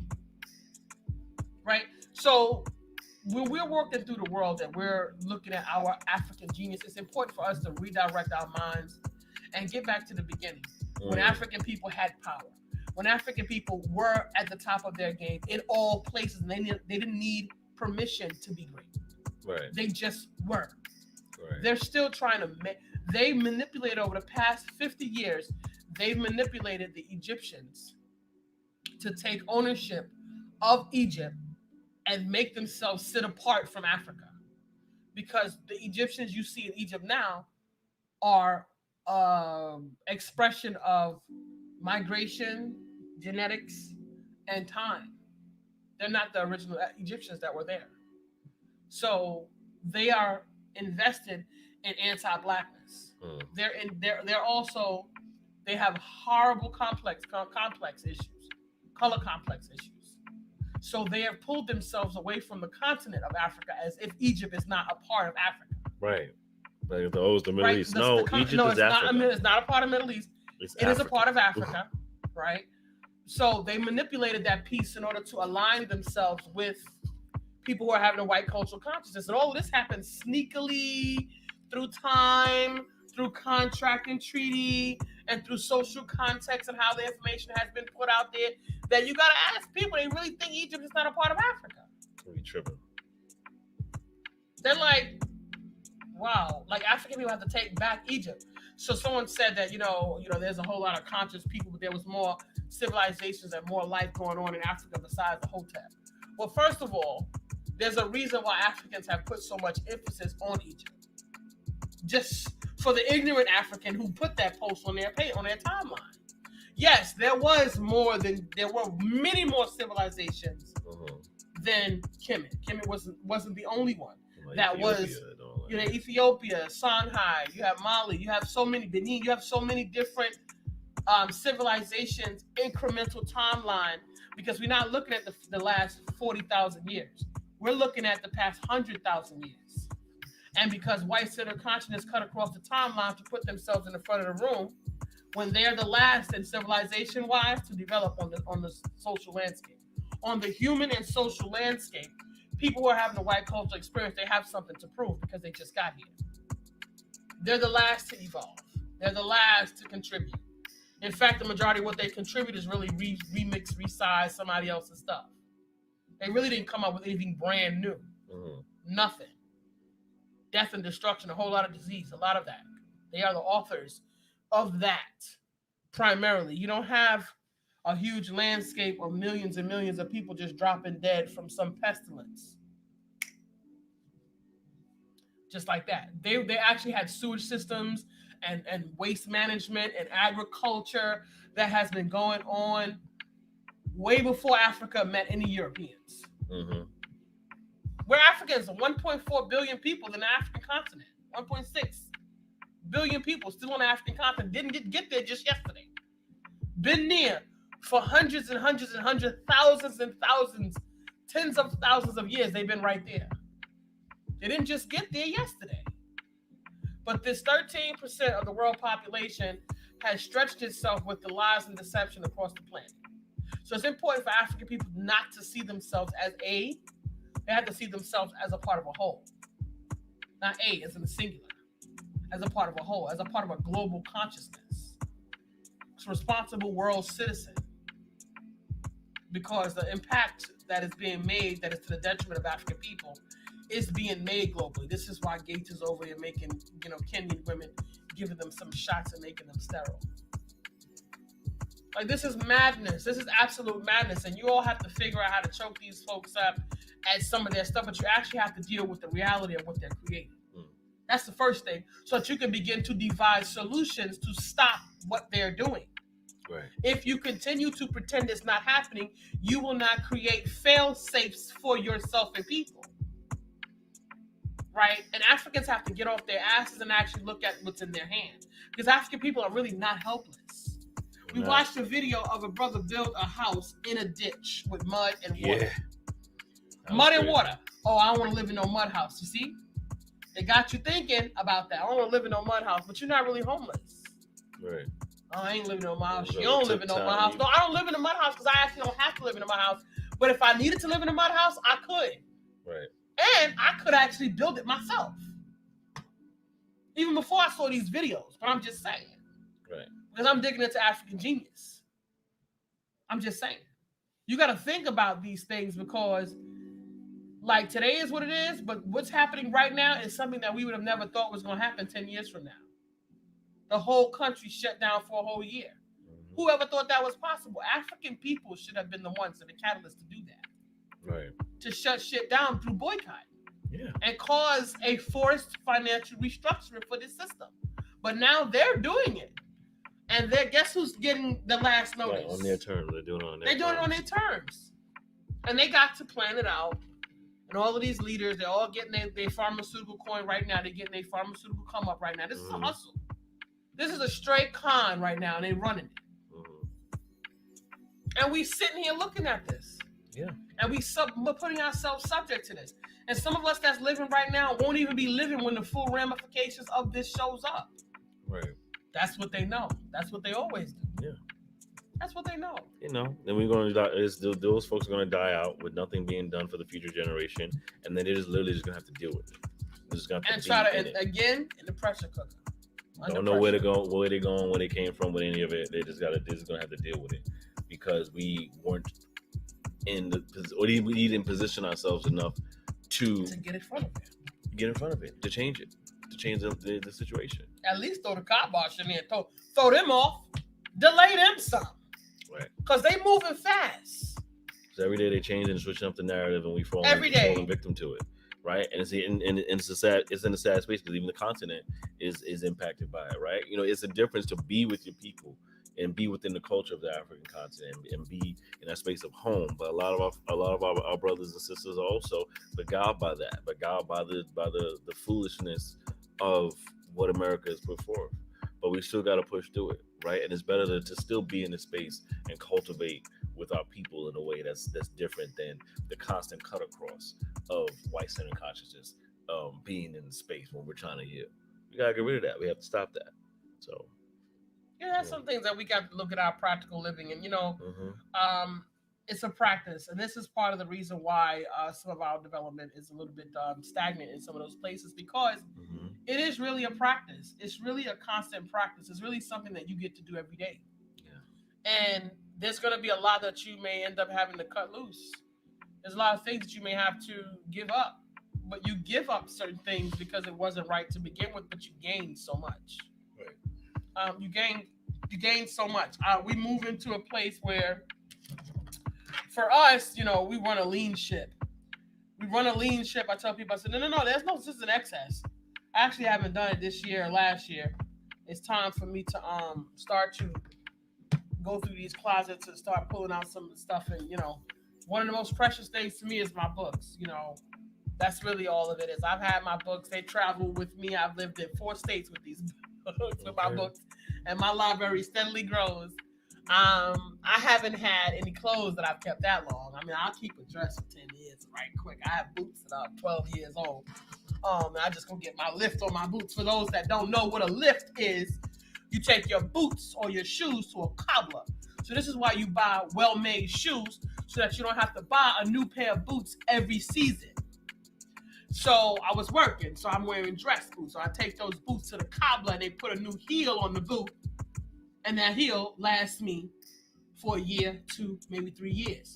You also have proper posture so that you don't drag your feet and wear out your heel that you had fixed. But this is something that grandma would have told you. Maybe your mom would have told you. Maybe. Now your sister, Nefera, I'm telling you, you don't necessarily buy a new pair of boots every year. So we don't spend in excess. We have a lean management system in our lives as Africans. We buy only when necessary. We spend with Africans as often as possible. And we take in anything that the Matrix has to give us. We take it in sparingly. And if we can't, we don't miss it. Right. Because it was a choice. And even taking it in sparingly, it's taking it with understanding that it exists. Not taking like we it in aloofness. Or something like that. But that we is utilizing. We're controlling how the signal comes in. Exactly. Right. Exactly. And we don't allow it to change our cellular frequency and the way we see the world. What do you call it? Maleficent. It's a fairy tale. We don't allow fairy tales and different things to change the way we see the world. Right? Because these pieces are also what helps African people have ambivalence about standing up for Africa. Right. The way you take signals in about every time the movie always got the white man being a hero. He's a punk. He gonna send black folks out there first. He ain't going nowhere. He definitely ain't in the front of the room. Okay? But all of the movies you watch, white man is always the hero. That's a lie. So African people don't think about calculating their own solutions. Right. That's why you have to control how you take in the frequency. Because if you didn't watch that, that's what you picked up on though. That's what the back of your mind, your subconscious mind read. Your subconscious mind read that the white people are the ones with the answers. Wait for them to tell you what to do. Wait for them to tell you where to go. That's what your unconscious mind picked up. And you know why we know this is true? Because African people are not developing solutions for their problems. They're developing solutions for their symptoms. That's different. That's a difference. Virus. That's a difference. You know about the other. Medicating symptoms is different from eradicating the problem entirely. But you wait for white people to fix that. Because you believe that the system has to be fixed and only white people run the system. See, what your mind picked up just through your media, just through your entertainment, that white people, white men particularly, have the answers. So I'm saying all that to say that we process information differently. It's important for you to catalog, as an African, how you take in information, how you process it, and where it goes once you process it. Yeah. Where does it go? Right? Data dump, because I do data dumps all the time. Like, I don't see, hear, I just like social media. For an empath, I'm an empath, people. Like, I could be a hotmess.com. I could be. Because most empaths, if they don't have control of their vehicle, they are. I could be. I refuse. Long time ago, dialed that back. So I'm saying to you that there are systems that you put into your life called African Center Life Skills for your survival, for your healing and maintenance, and for your planning and strategic planning moving forward. So let's get back to the beginning when African people were great every day for no reason at all. We out here struggling, y'all. We struggling for our we hear the sugarcoat stuff. We got a lot of folks out there like, yeah, we winning, but like we're not winning. We're not winning shit right now. Right? We're very far along in this particular race. And because we're skipping steps, a lot of us are skipping steps. We're following gurus and these folks. Like, even if they're well intentioned, it's still skipping steps to listen. Like, are we winning the war yet? Oh, you said we winning? Okay, cool. All right, then I'm gonna go sit back here in the corner and do absolutely nothing that I've been doing for all this time. Right? We need to be more honest about our the current state of our social condition, because actually is pennies compared to what's actually being done to us on a broader scale. We have to work harder. We have to fight harder. And that means if we can start small within ourselves is actually huge. And then build out from there. Because once that's fortified, once that inner is fortified, then you've now built up a greater suit of armor to go out and walk into the world and move around. Like what Neff and I have done over time separately, and then once we've met each other, is built up our suit of armor to to maneuver through this particular place, because we understand this place is walls that we can move and bend, right? We've grown to understand and seeing the coding on the wall. We use it because it's true. And actually, there actually was a point where I actually did see it, right? And you see the coding on the wall to move it around and understand. Oh, this is what this is. Oh, these are the ones that have conducted this thing. Got it. Okay. Even if it's here, right? We're very clear on what we intention, right? We talking about. We go to the movies. That's our entertainment. That's our downtime. But even in the movies that come out, there's a process and a story. There's an assessment.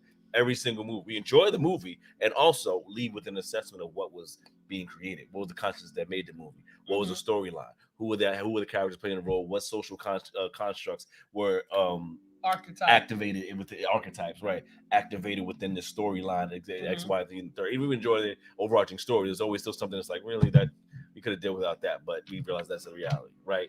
Right. These pieces, right? We can go deep into that, but we understand all these pieces, right? Even us here, we're broadcasting to you in systems and platforms that we don't own as a people, right? That we don't maneuver as a people, right? And even when we try to do so, there's a lot of pieces that just need to be just pulled together before we can really use it, right? But that's because we're skipping steps. We're not doing the necessary internal fortification, and then external, meaning the village, meaning our family, meaning the village, fortification needs to take place for us to build the stronghold of understanding to combat what the matrix is pushing forward in us. To be the group of neos, quote unquote, he's a white guy, whatever. The idea, the story, the original story it's a personality archetype. Is exactly a personality archetype and consciousness that we need to embody to battle what the matrix is putting in our faces. So and to replace what's there, right? To start anew, because this structure we're in doesn't work. It doesn't work. It does not work. It does not work for us. It does not work for us. It's not made or built for us to be in an equitable space with others, right? It was never intentioned in that way. And everything we see now is still not intentioned in that way. It's just smoke and mirrors in front to make you believe it's worked. Remember Black Panther? We talked about Black Panther the other day. Yeah. And so I wrote a poem called At a Glance. Mm-hmm. It's for the Brotherhood. Yes. And it was inspired by that scene in the Black Panther movie. Challenge Day. When the brothers were fighting. Right, talking about the brother T'Challa and M'Baku. Right, we're doing the Challenge Day fight, and for those that haven't watched or that did watch it, of course you saw that movie. If you've seen it, But when T'Challa had M'Baku down, ready off that side of that ridge, and was like, he's like, "You tap out. Your people need you." Like it's essentially like, look, I can win this fight right now. I was supporting the Tell the story. The point of it was the inspiration for that poem. Right. And it's necessary for us to be with our community in a way where it's not malice. Right. Because what benefit do you get from killing your brother? Like, right. We've honored tradition. We've done it. Okay. Right. We did it. Right. There's no honor in dying. When your people need you to be in support, they look up to you, they need you. Right. And I don't want to see harm come to you. Right. So he said, tap out. Like, it's not an ego thing. Right. It's not a thing. Just tap out so you can stop. Because that was supposed to be a fight to the death. Right. And we've seen this happen in our society. This sacrifice of blood. This idea of competition of win-lose. Someone has to lose completely. Someone has to, and it's sadistic when we enjoy harming our people. Something is wrong with that. You walk away from a competition and you have fought, and the brother, he came through at the end. Yeah. It was time for us to stand together against the common enemy. With the people. He brought the heat to come in and save the day. He's done. And he did it more than once. Yeah, he did it, and then he did it again. And Endgame, they all came back together. They did it. That was because that was most important. That was most important because it was the people. The people get to win together, right? Even in Friday, your pops said, "You win some, you lose some, but you live to fight another day." It ain't about like ending your brother. It's about you. This is the battle, right? This is the one up. This is the sportsmanship. This is that part of the competition. But it doesn't have to be competition where someone has to actually lose. We get to see this again. We get to enjoy that brotherhood, that sportsmanship, that thrill of the game, right? The thrill of the game where we get to win, we get to play again, right? We get to enjoy it and be in the space with one another again. We get to better ourselves as a result of that, right? Mhm. Like now, it's a challenge met. Like, oh, you were challenged. That's great. I get to be better next time. I get to hone my skills. I get to sharpen my eye. I get to make sure my arms are in the right position, and all of those things come together with the idea that we are creating brotherhood and challenging ourselves to just be our highest self. Well, right? this is an African culture context. It is a part of some tribal African culture contexts where you do a fight, a grapple, a challenge that demonstrates your maturation and your commitment to the whole. Those fights were not to the death though, because that husband has children. that son that you're fighting has a parent, still hasn't yet to grow up, and where there's people, there's power. It is an African cultural context that more people meant more help, more work in the field, more work in agriculture, more work for hunting, more work for building and restoring and keep creating safety for the community. So we wasn't just disregarding life like that. That is a entirely white cultural male patriarchal consciousness, because 13% of the world population don't need billions of anybody else to stand there and be like, it's a debt to pay today. We coming to get it out of your ass. Don't need that. They don't need that. So yeah, they're going to sit there and they're going to create this psychological consciousness where we are so easily disregard life among each other. And we don't value. Like, I read the context where it says that we make decisions that benefit the white patriarchal system. We are now in the frequency where we are making decisions that are against our own greatest good. Yeah. And we need to fortify. I made a post earlier today. I wish that we as African people had the skills. We have first aid. We have mental health first aid. I don't know how many of us in our community are even mental health first aid. I'm a mental health first aid source sincere. We are mental health first aid certified. But we need to have African mental health certifications where our people in a household, there needs to be somebody in every family that knows how to mediate and knows how to, your daughter's dating some guy. You need to be going to meet that guy's family. You need to be providing some service and support to that family. You can't be saying, oh, yeah, that's them kids. They doing what they do. You need to know who your children are interacting with. I don't care how old they get, because this is the world we live in. I don't care if your daughter's 40 years old. If you don't know that man's family, it's a problem. You need to know that family. You need to know who's in that family. You need to be doing intervention. I ain't saying you ain't in my business, because African, you ain't got no business. Those scientists have a whole system of ways to tear you down and to get into your family and create confusion. Okay? They have a whole laundry list. So you don't really have no business. So I'll put my business list. You people gonna be talking about me. So-and-so sleep with such husband. So-and-so got wed, this and that. So-and-so was an alcoholic, thus and thus. So-and-so got fired from the job, and such and such. Like, it doesn't really matter. So what? So-and-so baby had a wedlock. Her child was 15. She got pregnant. So what? All of these are systems and symptoms from the matrix. These are things that have impacted our quality of life as African people. We, as a community, we need to have African-centered life skills in every household. African-centered life skills needs to be the way of life so that we can heal and get better. Because I just read a story a couple of weeks ago about a young man who is the ex-boyfriend. The girl is pregnant from somebody else, just left her baby shower. Her father packed her things into the trunk of the car. And now her and the ex-boyfriend is tussling with the new boyfriend. And she caught in the middle of the fight, and he shoots her in the head, and her and the baby dies. How is this happening? How can this happen? And these kinds of horrific stories are happening too often now. And there are young people out here, 9 and 10 years old, committing suicide because they're caught up in circumstantial situations and the illusion of the matrix. We have to tell our people that this is fake and fugazi.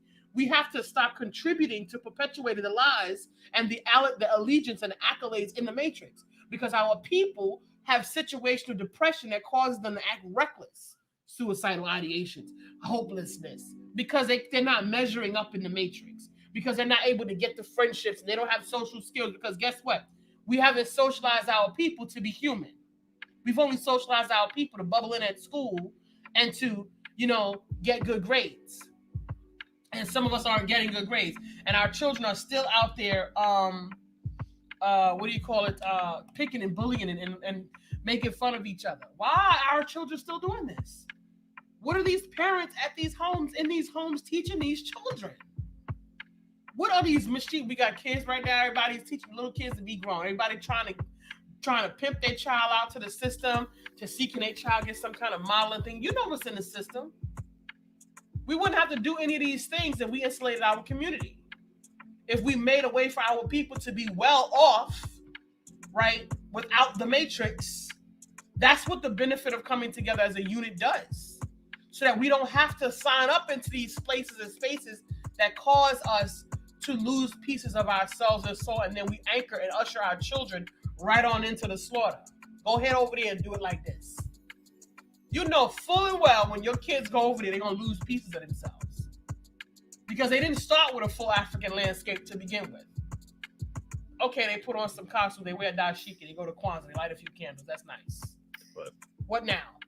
Like going to church all Sunday and then just fucking. What now? That's what they do it. That's how they go to they go to Kwanzaa, but that doesn't live in their daily behavior. They don't take it to work with them. They do not take it to work with them. They are not in the staff meeting standing up.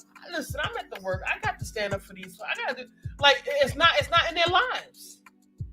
I'm up against African women, adults with higher education, grown women. And I'm not a bully. I really don't move. I really walk real light because that's just not in my nature to just be all like that. Like some of these folks, when they, get their little $2 or they get their little position, they roar the biggest mouth in the space. They got to be all loud and obnoxious and be all in this space, taking up space. Taking up space. Taking up space for no reason. Terminology has been taken to the next level with a lot of folks. And taking up space. That's not what you're supposed to do. I take up space, but you don't hear me speak. Take up space meaning don't play small. It's a frequency and an energy that you use when you fill a room. Mm-hmm. Something that our people don't know how to do yet because they have not gotten into African Center. Because they have not understood that there's places and spaces where you infuse your energy. There's other places that you sit back and you choose. You sit back because it's not necessary to tussle. I don't need to tussle with every circumstance and situation, every people. But as an African, we have to support ourselves. So we need someone with African-centered life skills in every family. Yes. In every family, more than one if need be. And we have to change our behavior. And we got to change the fact that we're bored and we got no business and we don't have no skills and we don't know how to do nothing. Because that right there, and I just said, that's what they said, idle mind is a devil's workshop. Mm-hmm. So this is why you enjoy drama.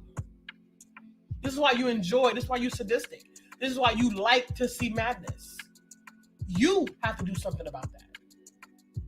Because you can't see love and joy and affection in other Africans if you have a diseased part of yourself that enjoys mischief.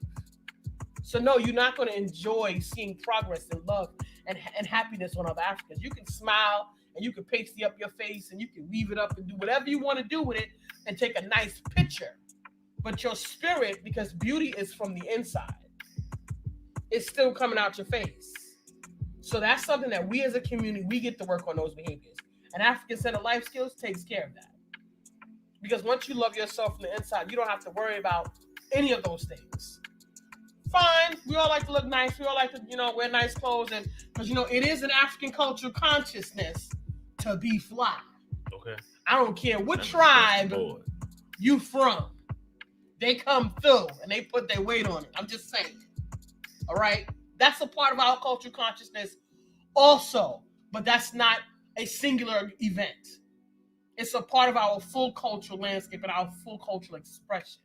But let's not negate some of the most important and most impactful things, which is the frequency that's from within. Mm-hmm. And it's called Sawubona. It's something that I do not want anyone to take lightly. It means I see into you. Sawubona. I see you in the responses in Gakona. It means I am here. I'm here for an African. Okay? And we got to work on that so that we come together as a community in ways that are impactful. And it doesn't have to be a big fight. It doesn't have to be a big rally. It doesn't have to look like that. It's supposed to be in your house. Charity begins at home and then spreads abroad. African-centered life skills should be in your home with your children, restructuring their minds and taking their minds out of the matrix and letting them see that this is the matrix and this is an African. Very different. Period. And this is how you deal with the system, and this is how you deal with an African. Because you need to give your children protection. So lying to them is not protection. Because when the hammer come down, they'll be running in panic. And proximity says when panic happens, the people you turn to are the ones closest to you. But if you had African-centered life and survival skills, you would come together and snap in, and everybody would start working together with what their pieces that they have. Focus in, we prepared for this, we know what to do. Boom, let's get in action. You go here, you go we know what to do, we know what to do, you know what to do. You got this, I got this. Okay, cool, I'm here. Let's get it popping. That's how it's supposed to happen, because that's how it happens in the Matrix. Yeah, because as we have it now, we stumbling and falling over each other right now. If it was the goal, if the ball was to drop, that's where we would be at. Because we're not unified in that conversation. That's just where we'll be at. Because we're sleeping around that. We're not willing to, because we believe that if we get into our African-centered life skills, that it's going to impede our joy and happy time. And that to me is just so immature. Because you can party now. Grandma said you can party now. You're gonna cry later. You're gonna cry in the car. Party now, cry later. Okay. Go. Have a good time. Have all your joy, and your happy. That's cute. Laugh now, cry later. So we want to be prepared, family. We don't want to continue to get caught out there. You know, I actually did this show back in 2018. I said, African, what they got around this bend for us, man, we wasn't ready for it. And sure enough, because you reading the code, like when you can read the code, because everybody got to see the matrix for themselves, you see it unfolding. So we knew something was coming, and I really wish I knew what was coming next, but I can tell you it can't be good, because these folks ain't got nothing good for the Africans. So all I can say is, you know, I need to be in a situation where I don't have to need resources so that we can be out here doing this work for the family for free, just moving around, just doing these workshops and getting these African-centered life skills into the community's hands. But unfortunately, I don't have the time, because we have to do what? Work on what's going to keep the bills paid. That's what we got to do now. So, and this was what happens so often. You know, I'll be calling, and I just recently put out a shout out to some of my friends that I've had for 10, 15, 20 years or what have you. You know, we continue to allow our circumstances to cheat us of our living experience. We're losing assets, and the clock is ticking. So if you're going to continue to allow your circumstances to be what keeps you from being active, I don't have time. You've been sidelined. I'm moving on. You know what I mean? It's important that we take a look back at that, because as African people, I'm going to wait till I get my come up. I'm going to wait till I do this. I'm going to wait till I do that. Well, guess what? There's power where there's people are. So while you're working on trying to get your come up together, why don't you be committed to a collective? I mean, committed. Because we've tried the commitment piece, and you know what ends up happening? We the ones in there ready to get it work. We in there giving, and everybody else is sitting here like, I don't know what to do. Why? Partly because they haven't gone through their skills. They don't really know what they're working with. Some of them are being withholding. They just want to see what you got in the room, and they want to take what they can get and leave. They're not really committed. See all of this deception? This is a part of your need for African-centered life skills, because it doesn't work that way. There's no success in that. Everybody must come with 100% whole, and everyone must put 100% in the pot. You gotta see who's there in the beginning, middle, and end. You gotta stick around, because it happens all the time. They're always going hot, and they just dwindle away. Yeah, fizzle out. They fizzle out because they don't realize that this African-centered life is not an event. You've been cultivated into a society where you believe that, okay, the story started, it climaxed, it peaked, and then it started to come down and dissipated. The end. That's not how life works. And that is not how this life experience for these Africans is going to work since 1619. And then if you go back before that, 17, 18, 1865, 1776, 1865, and now you're here, 2021, looking at sea time And your most important concern is looking fly and. Dr. Umar finally marrying two wives. Two wives in a fashion show. He was so mad that they put that on. I'm glad he said something now. I'm glad he did. I'm glad he said, because he normally overlooks the foolishness, but I'm glad he said something about that because they literally brought that in the media level. In case you don't know what we're talking about, Black news media. I'm gonna say it that way. Black news media out here so excited to share about Dr. Umar having two wives, which wasn't even true. It was actually a staged wedding as part of a fashion show segment of his celebration of him opening the school, right? A celebrational festival day. Festival day of him opening the school. That's what it was, right? So with all that he's been working to do, and all that he discusses and all that he constantly puts forth, and the messaging and the consciousness he puts forth, and the consistent conversation that he's been having around the fortification and liberation of the African and freedom of the African. What does that look like? Protecting young Black boys, protecting the Black family, nation building. All that conversation never seems to make it to top news of Black news media. But a staged wedding, they run to it and eat it up. This is what we do. This is what we latch on to. Again, we talked about earlier that's not necessarily pain, but the foolishness and drama and pettiness. Because now we can because I've seen people in the comments. How dare you? How you gonna marry two wives? How you gonna do it? I'm gonna follow you. You can't do that. It's illegal to marry two women. How dare you in America? How dare you do that? Oh, colorism. Because they're both light skinned. None of that stuff mattered, actually, and none of that stuff was true. Right, because it wasn't even put together by him. It was just his event. It was a fashion show by the designers. He had a coordinator. It was a coordinator did that part and put all that together. He just showed up, and that was it. And Black news media ate it up and made a whole thing out of it. And now he's just either public enemy number one, or he's now the continued conversation. I mean, he was, but now this is something you want to latch onto as a story. Never mind all of the knowledge he's dropped on your fuckery stations like Power 105, right? Bringing some semblance of a conscious conversation to platforms like that. No, we don't want to uplift that. 4 million views, but we don't want to uplift that in Black news media. We want to uplift the foolishness. This is what we're doing. Foolishness. But yeah, family, get it together. so I'm gonna say, is because this is ongoing conversation. Family. When we talk about these things, we can go on for hours and hours if we want to, but we need to carve out time for ourselves.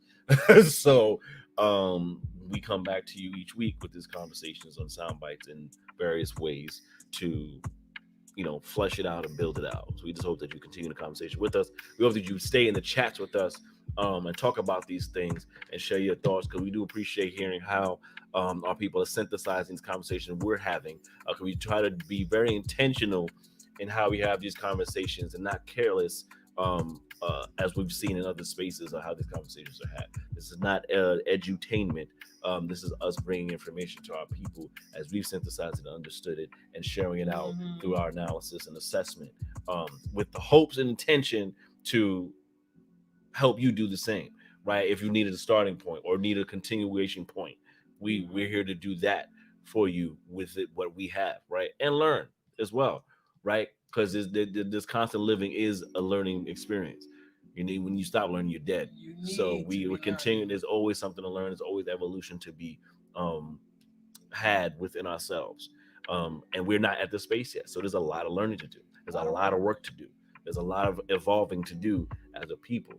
As for yourself, the individual, as for yourself and understanding your African identity, and as for your family, your community, understand what that means to own that African identity and create ownership of self, create a Kuji Shagalia, to create ownership of self and your people and your nation within these nations, right? And build on that. If not of anyone else, respect for yourself, right? Because they have no choice but to respect once you had that for yourself. That's on period. So, yeah. So I want to make sure that I leave a note out Okay, here, because we got a note. We want to leave a note for. We spoke to you all about Baba Malemu and his wife. He's in power, Baba. Baba Malemu Barudi and his wife Mama Ya. Mama Ya. I'm calling Mama Ya. I'm trying to read it. Mama Ya and the Afrikan Institute.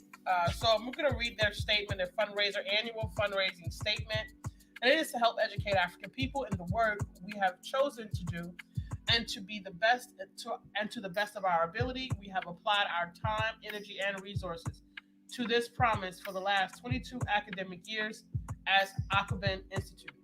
As we strive to be a model of what it means to truly be an African-centered educational institution, our goal is to consistently and uncompromisingly assist in moving our people towards sovereignty.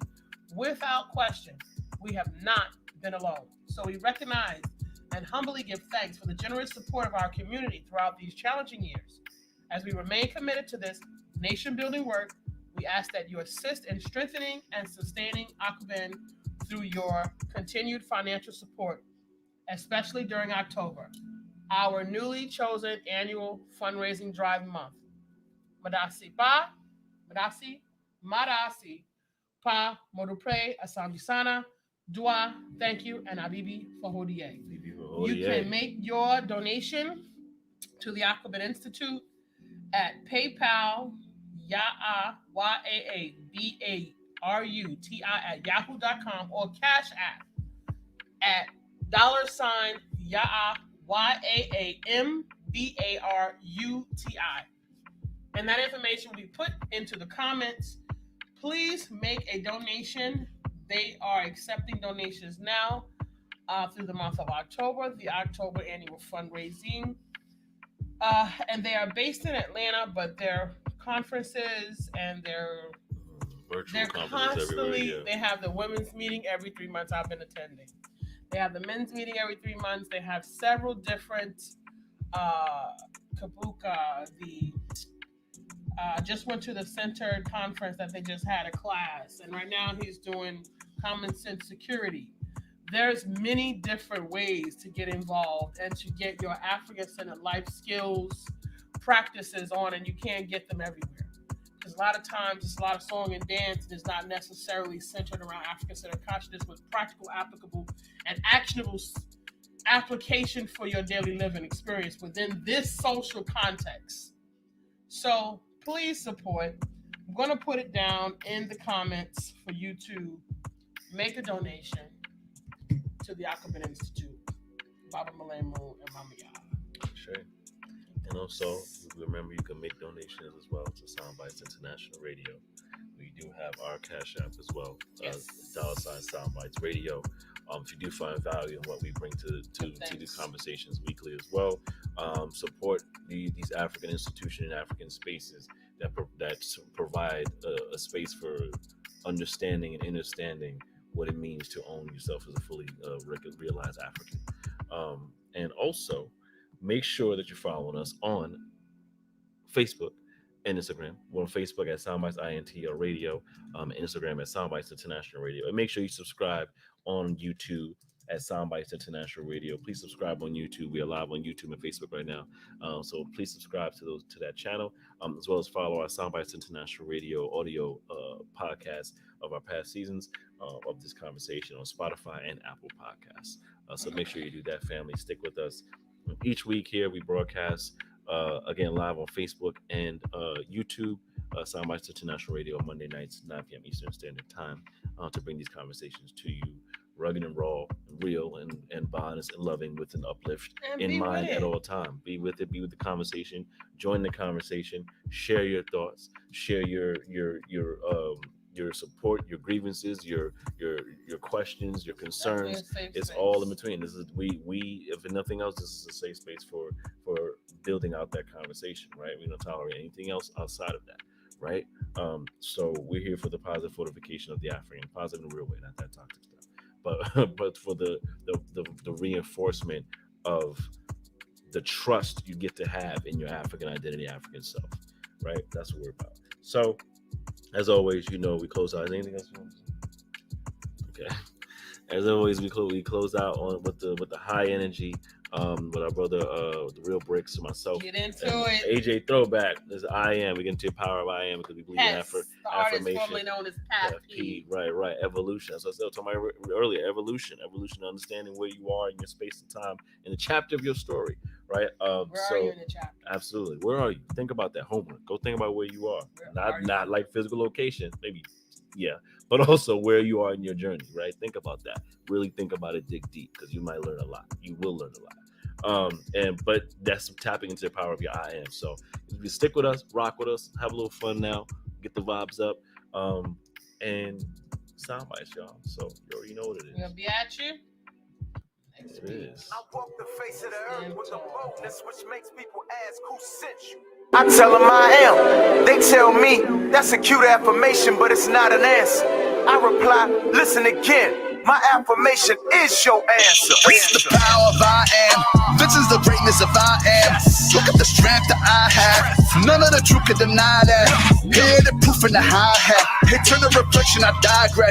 I love me more, never love less. I love me more, never love less. Turn $1,000,000 dreams, yeah, how I manifest it. Look deep inside, yeah, you be the blessing. $1,000,000 dreams, yeah, how I manifest it. Anything I want, yeah, turn up. This is the power of I am. This is the greatness of I am. Look at the strength that I have. None of the truth can deny the power of I am. Handsome chocolate mofo, yo. Anytime I'm on GoPro, lyrical high home growth.